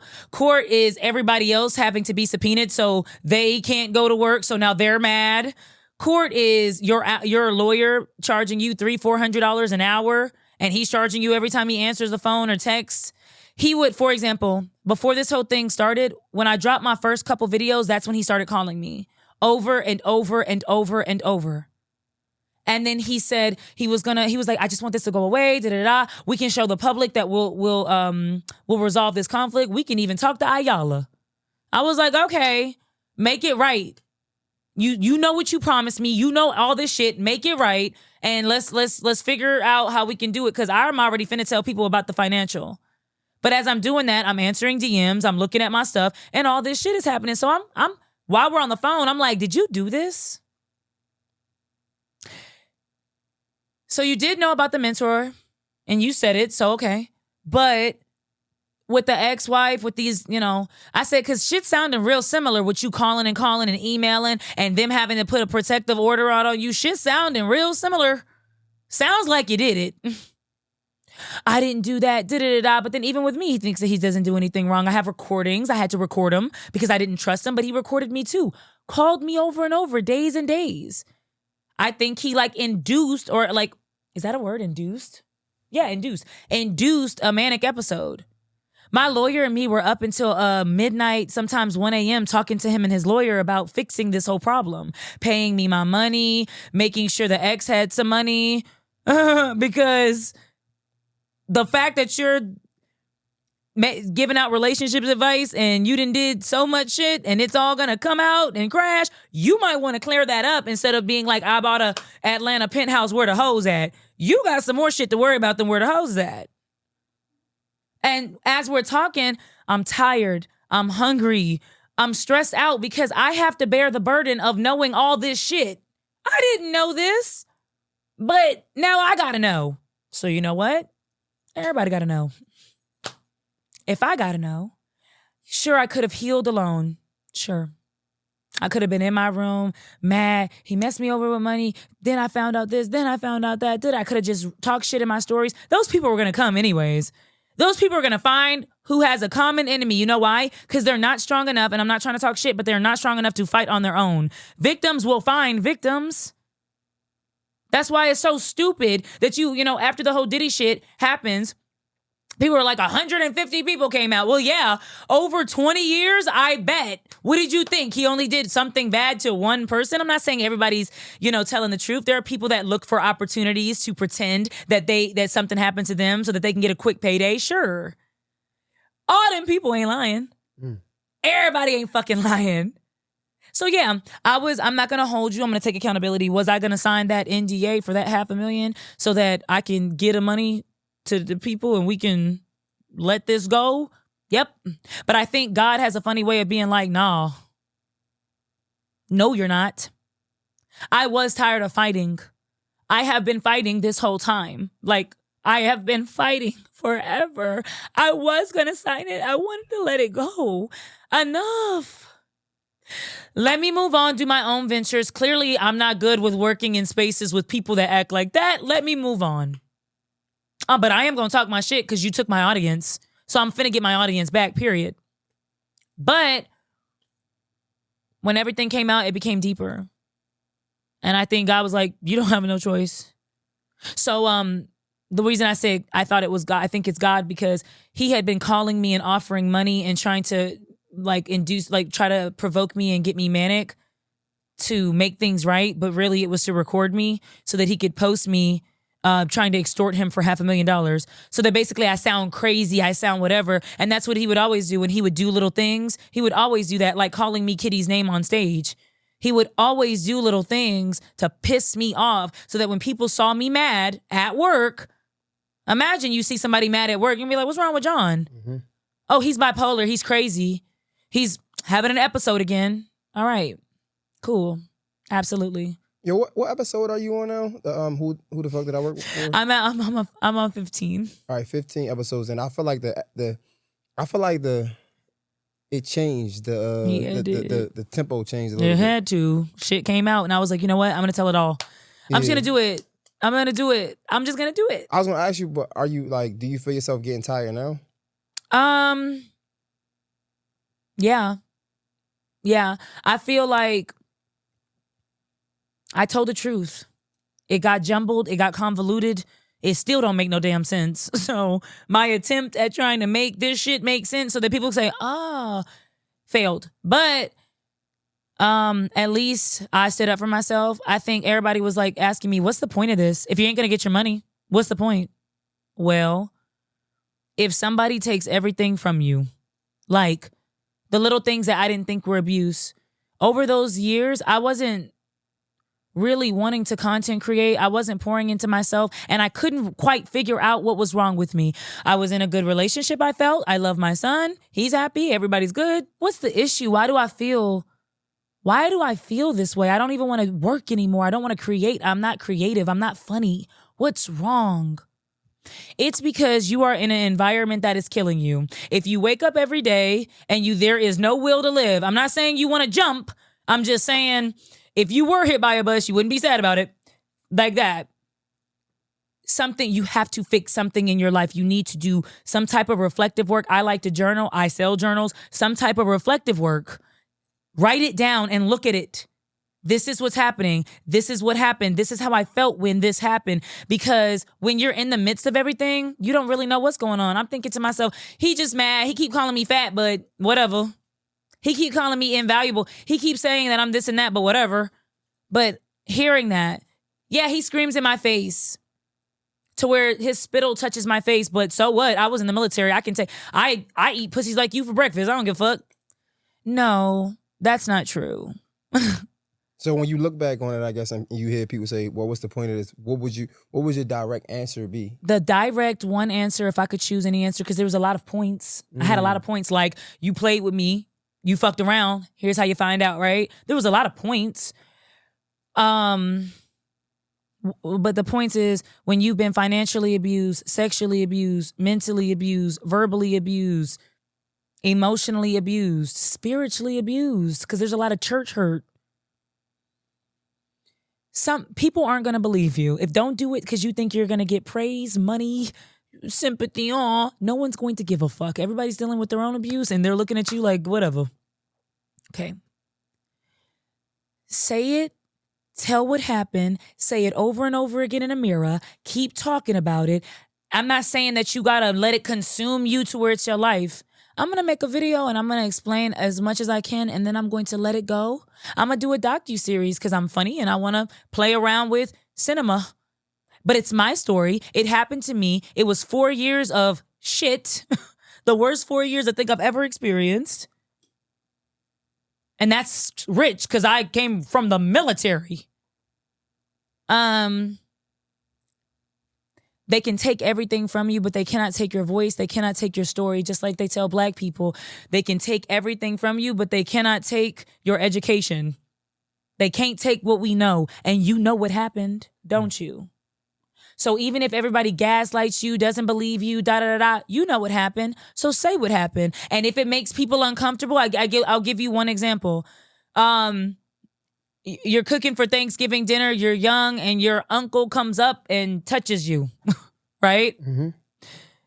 You serve the food at dinner, you didn't like it, you're not okay with it, you serve the food at dinner, everybody's sitting down, it's a beautiful dinner, and you say, hey, uncle, I didn't like it and I didn't appreciate it when you did this. Well, one, you've now just ruined Thanksgiving. Two, the people that didn't really expect to hear that bullshit are going to be very mad at you. So you're going to have anger from different people.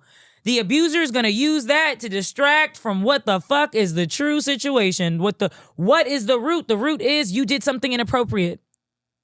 So yeah, you're going to be looked at as the family member that ruined Thanksgiving. People are going to be uncomfortable. People aren't going to talk to you. People aren't going to fuck with you. But guess what? You stood up for yourself. You stood up for yourself. They're uncomfortable. Guess what? I was uncomfortable when I was touched. You're uncomfortable. Guess what? I was uncomfortable when I was financially abused. They said, aw, you're being mean to them. Yeah, they abused me. Mm-hmm. I don't have to be nice to an abuser. Why would I coddle an abuser? That's the enabler's job. So Yeah, it would be you have a voice. Don't let nobody take your voice from you. They can take everything. They cannot take your voice. So it's 15 episodes now. How many more you think you got? I ain't got nothing in me. Let me tell you, Risa Tisa and her 52 parts, she walked so I could run, and then I got tired. So no, I tried to make it make sense. I'm gonna keep trying to make it make sense, and that's why I keep saying I'm gonna keep talking about it like I'm talking with you. Mm-hmm. I'm gonna keep processing it. It just happened. I'm gonna keep thinking and talking. So if you hear me, yeah, I'm gonna go back to my regular life. I'm gonna go back to my funny content. I'm gonna go back to doing what I do. But if you hear me reference it, or if you hear me do a skit about it, if you hear me do whatever, I'm allowed to. You don't get to tell me, oh my God, let it go. No, it happened to me. No. If I slap the shit out you right now for no reason, you're allowed to tell people Keita Rose slapped the shit out of me when we were talking. And if it makes me look bad, then I shouldn't have done it. I shouldn't have slapped you. So in a perfect world, just curious, right? If he could see this, what's the guy name? Well, Mojojo. I don't know if we can say the name. I don't know. We shall call him Mojojo. Okay, if he could see this, right? Yeah. In a perfect world, if you could have it your way and this could be resolved, how would that look for you and him and all of this? I love that question. So thank you. Sometimes some people do things to you and cut you and cross you so much that it ain't no going back. So there's no beef, but we will never go back to anything. I won't have anything to do with him. But if he wants to make it right, if he wants to make it, really wants to change and really wants me to have some form, a drop of respect for him, he will go get help. And not just, I went to therapy. Like Diddy did when he was like, I never hit her, until the proof came out. And then he was like, oh, okay, yeah, that was a really dark time in my life. I went to therapy. Not that. Really heal. You know what happened to you. Heal. But the children that are currently being groomed, that's a problem. We need to fix that. The women that have a trail of tears and bruises, that's a problem. That shouldn't, you can't fix it. It already happened. I mean, a little money could have helped, shit, but it already happened. So don't do it again, please. Don't continue this cycle, please. The people that are continuing to work on tonight's conversation and will continue to work with him forever have to know, watch your audience. Don't allow him to abuse you. Make sure your money right and don't trust him. Trust him what's on contract. He'll do what's on the contract. Anything else, and sometimes he won't even do what's on the contract. But anyways, anything else, no. Go do your job. I told a lot of people that were still on the cast, have fun. I told Dimitri, have fun. Do your thing. You're smart. Everybody, they're talented. Don't let somebody that lacks talent drain you of yours. Don't let don't let somebody that lacks a joy for life drain you just because he's miserable. Just because he won't heal. Just because he won't forgive himself for something that somebody else did to him. Doesn't mean you should allow him to drain you, especially not for a fucking podcast. Damn, imagine. It's a podcast. This is not a war. This is not PTSD from the army. This is a podcast where we sat and we were supposed to give our perspectives about life while simultaneously, that's how you say it, helping each other and learning and growing. And it was supposed to be something beautiful. And that's what I want our community to understand too. Things can be beautiful. Black people are beautiful. We are smart. We're funny. We're swagged out. We're the blueprint. We're educated. When you feel love from a black man, it is, oh my God, when you feel love from a black woman, it feels like a fucking hug every day. But if we keep continuing to sweep things under the rug and say, oh, well, he just fell from grace, and whatever we say when we give abusers excuses, we'll never be where other communities are. So you think just him getting help would? Yes. What about a public apology? Would that? I don't care. No, that's not going to be genuine until he gets the help. And same thing with Kitty. Until a narcissist says, there's this guy, I forgot his name, but he is you should probably talk to him. He is a diagnosed narcissist. So he basically explains how he would manipulate women, what he would do, how he would lie, how he would find people that were vulnerable, because that's what they do. So like, I'm a single mom, so like, I need my bread. I don't play, because if I don't have money, my son ain't gonna eat. That's a problem for me. So he'll, try to get you maybe financially, but maybe you were broken in a relationship, like you were broken, and he's like, oh, I'm a former good guy, maybe he'll try to get you like that. So I forgot where we were. I think I went on a tangent. No, we're talking about the public apology. Oh, yeah. So it doesn't matter. Like she got, Kitty, she got on Instagram and was like, first she tried to bully me. We all, throw little shots subliminally. So the fans think it's just a video, but what the video's about. Mm-hmm. And so first she was like, oh, cry your tears. I had told Trip, I had cried to Trip about finding out that Kitty told Mojojo the plan and is essentially the reason why I was let go. But I really never let go. That's a whole thing too. I know, that's confusing, isn't it? You said Kitty told Mojojo the reason why you was let go, but you never was let go. So you quit, essentially, I guess. He's an avoidant, a fearful avoidant. So he's an avoidant. So it was, hey, you're telling everybody I'm fired. I guess you mad. I guess you're mad about what Kitty said. Am I fired? Tell me to my face. Confronting him. Tell me to my face. No, what? Oh, that's a lie. What? No. Your contract's coming Monday. I told you I got you. And this week, this is the year you're supposed to make the money back. I got you Monday. It's like, no. You can wait and wait. He'll never ever say it because then he'll have to I don't know. I guess having hard conversations really scares him. He won't let you go. He cannot say you're fired. He'll tell everybody so that they can tell you. We all, he triangulates. We all had our little telling people shit so it can get back to you, fuck you type thing. But when I told him, say it to my face. If you want to let me go, say it. He couldn't. And even still, when he called me, it's, I was going to give you even more money this year. You got to break away. Because that's what happens when women or men are in relationships for 20 years and finally you're free and you're like, wait, why did I stay for, what the fuck? It's because that person that was abusive to you kept on saying, baby, I'm sorry.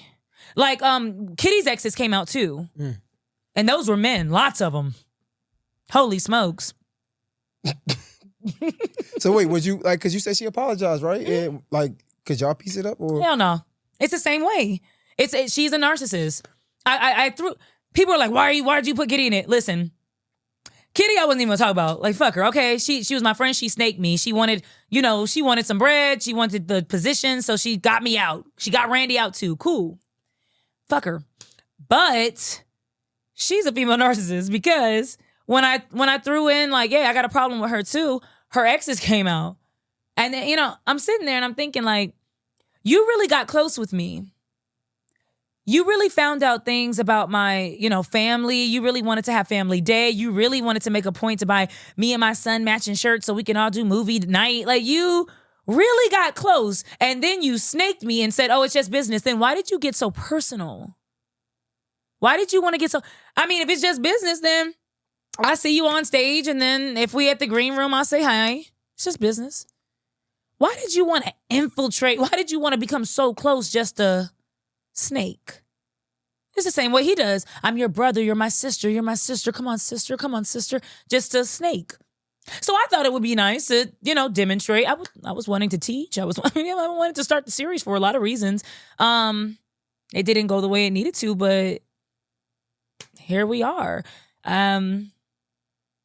All their apologies, a narcissist is going to use what they know that you want, right? Maybe it's friendship, maybe it's money, maybe it's love, maybe it's maybe it's a kid, whatever. They're going to use it to get you back. And then they're going to apologize profusely. I'm so sorry. And I am going to take accountability for this because you have to understand that it's going to be this long, drawn out bullshit. If you really look at everything they're saying, none of it is really relevant. It's all bullshit. Like her response videos have been all about everything else other than what I've asked her to address. Why did you tell him? Wait, what did she tell him? That me and Trip me, Trip, and Kitty were supposed to come together and the plan, the whatever. Why did you tell him that? Why? And also, if you knew he was going to fire me from the jump, because that's what she told me. She said, oh, I knew you were going to be fired months ago. I said, well, why didn't you tell me? I mean, well, damn, I'm a single mom. We're friends. We do everything together. Why wouldn't you tell me? Would you tell your friend that they're about to lose their livelihood? Wouldn't you tell? I don't know. I didn't. The Lord told me to just release that situation. I had to release it, Keita, because the Lord told me. And it's funny because before you got Randy out, you said that, the Lord told you to release Randy too. So I don't want her Lord to tell her nothing else that has to do with me, please. Father God, please I don't want an apology. I'm straight on it. Just know we didn't grow apart. No, I didn't find another opportunity and I wish them well, and no. They snaked in the worst way, and they're not good at their jobs. They're good at pretending, and that's a part of the job, I guess. That's the entertainment. You even if you're sad, you have to, like, have a good face and a poppin' personality, right? You have to wear that mask. But who you are in your core, you're terrible people. All your exes, you know what all my exes think about me? They think they want to come back. I'm not trying to flex, but they think they want to come back. And, you shouldn't leave a trail of people that have to heal from you, that have to come together in support groups because they've met you.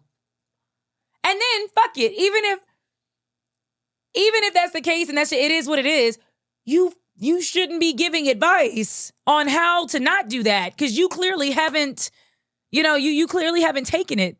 You haven't practiced what you preached.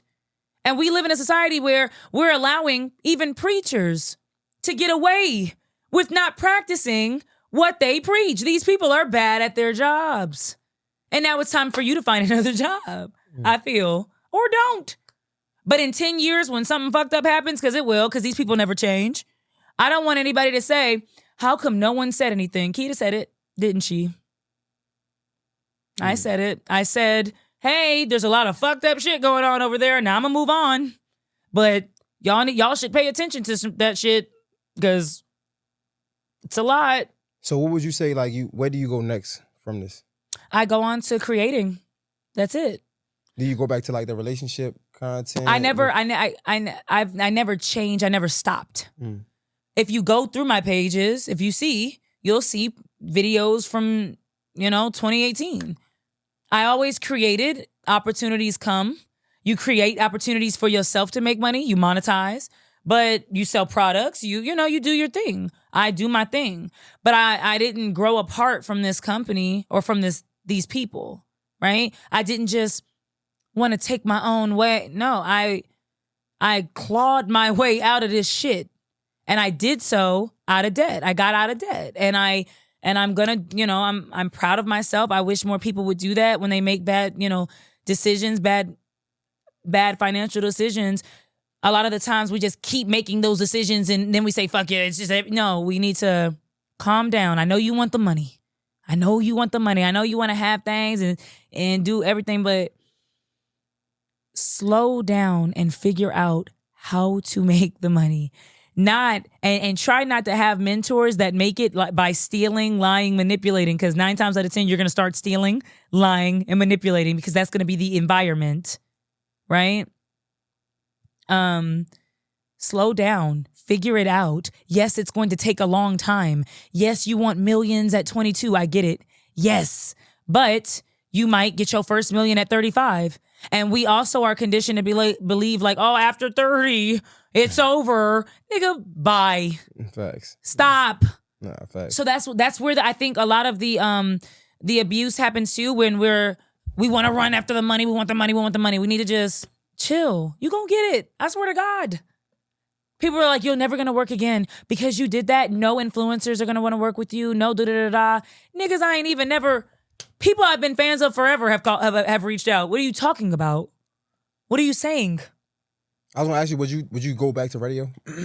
I don't want to wake up at 3 a.m. and so the best position I think in radio, I only worked for about a year and a half, is the morning. Mm-hmm. Mm-hmm. And I always want the best position, so probably not that.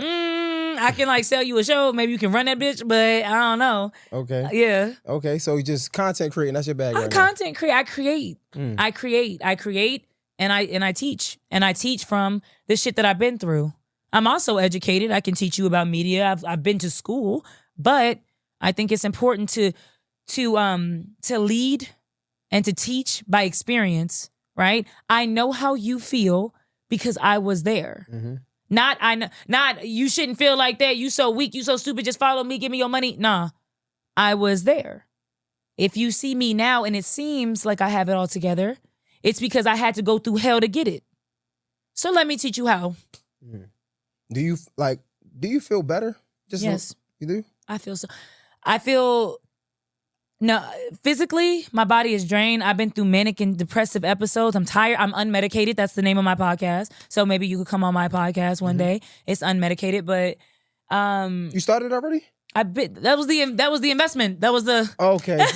It's beautiful. It's a great set. You love it, but it started. Okay. Yeah. Okay.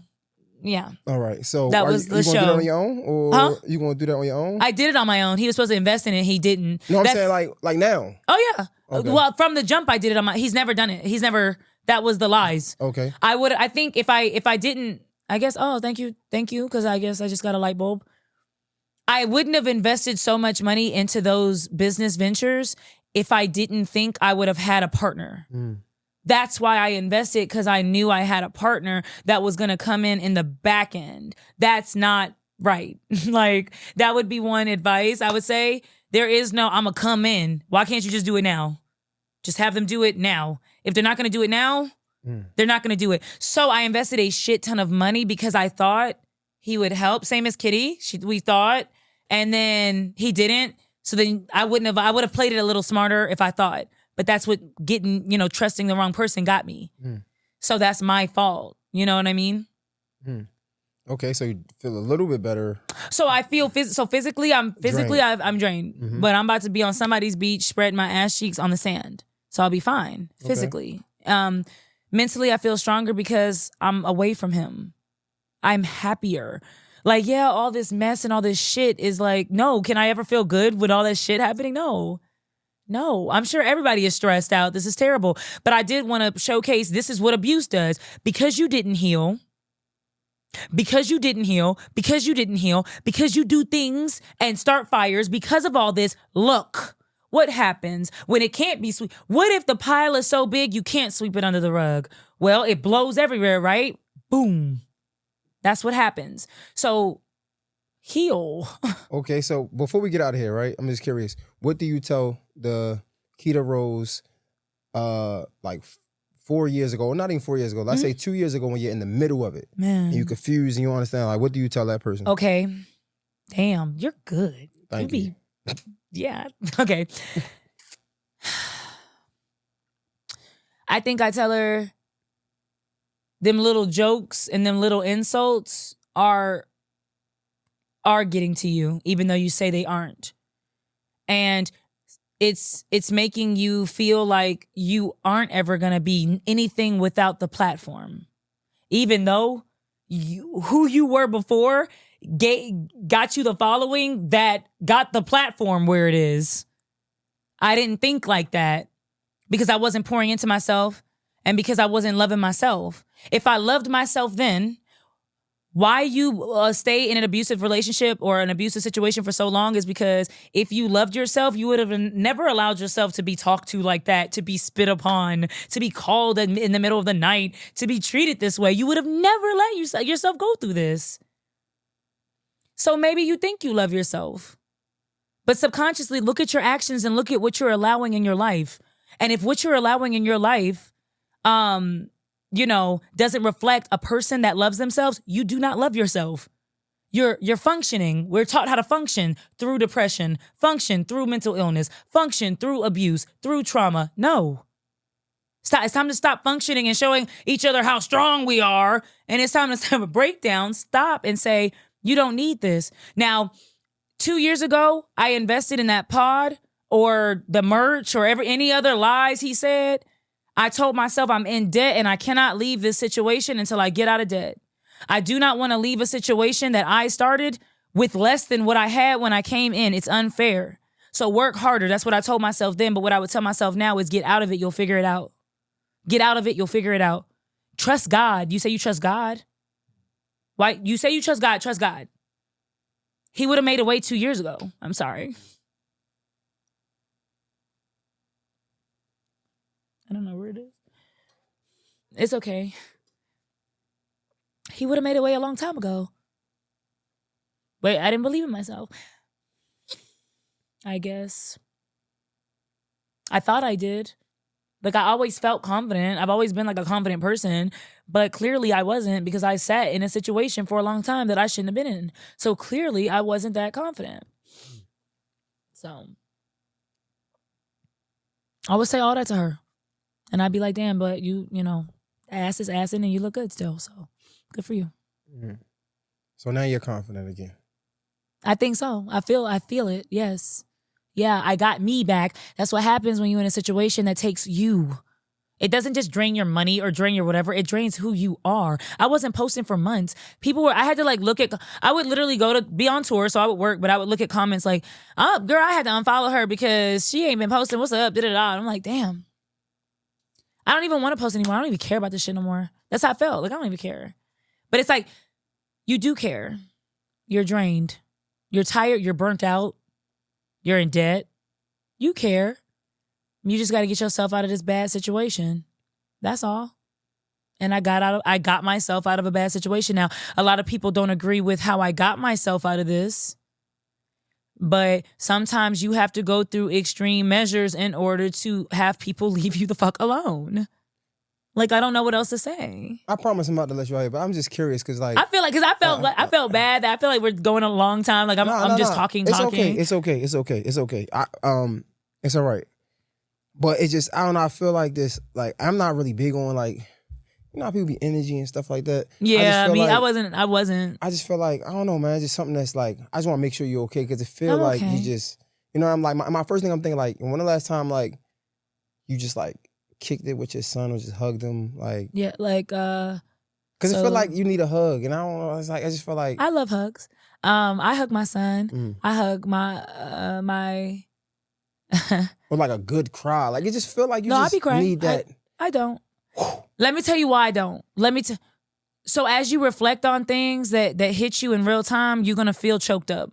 I think a lot of people, when they see me cry or when they see me, they're like, "Oh God, don't." Like, another lesson that I've learned or that I wanted to teach was emotions aren't embarrassing. For sure. Yeah. I'm talking about a sad situation, but after this, I'm probably gonna roll up, go to Chick-fil-A, have a good time. Like, I'm gonna enjoy my life. I might go to the mall, go shopping. I might FaceTime my son because I'm not, in the same city as him, but I might FaceTime my son.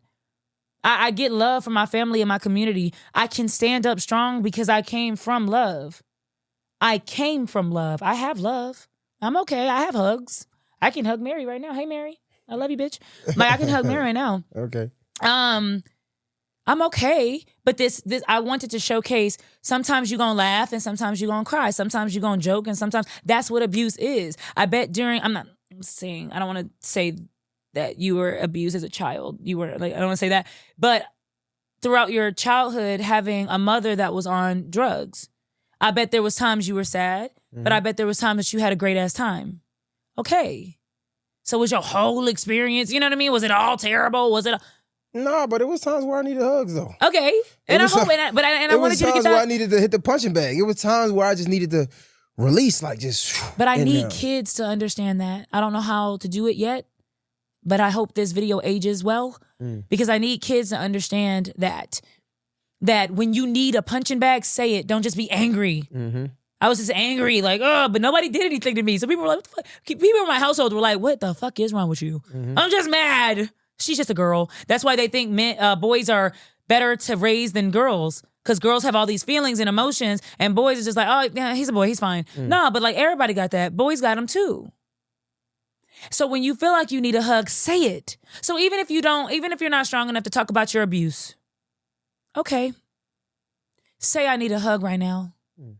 Say I need to talk right now. Say I just need to vent and scream and I'm not mad at you, but I just need to just act a fool right now and knock all this shit over. Say it. Say it. Just say it. Say it. Say it. Say it. Who the fuck is gonna beat your ass? Just say it. Open your mouth. That's the first step. What you do after that, okay, I don't know. Say it. That's all. All right. That's all. I'm glad you know that. I'm just making sure That's because all. I'm just making sure. But after this, I would like to hug. I would like a hug since you offered it. You shouldn't offer shit if you don't mean it. Okay, I'll give you a hug. Thank you. And for the people that don't know, I mean, you were a while now. Let them know how to follow you. I mean, you don't even need to, but go ahead. Okay. Well, stuff. you can follow me on all platforms, Keita_Rose_. And yeah, I mean, check out the Unmedicated podcast. Buy some products at Keita Said It. Yeah, man. I appreciate you for pulling up, sitting down. We got this done pretty fast, man. Thank you. Fast. We've been chatting. No, I'm saying like it didn't the take whole a lot. thing. Oh it didn't take a this lot was for us amazing. This experience was good. Thank you so much. Thank you for listening. Keita_Rose, J Hill podcast. It's a wrap. We out. We doing the new one or the old one? I can't do that because I feel like I'm throwing up blood. Oh no. Is this the? This is a new one, right? I'm not a gang member. I'm gonna give you a hug. Come on, okay, let's hug.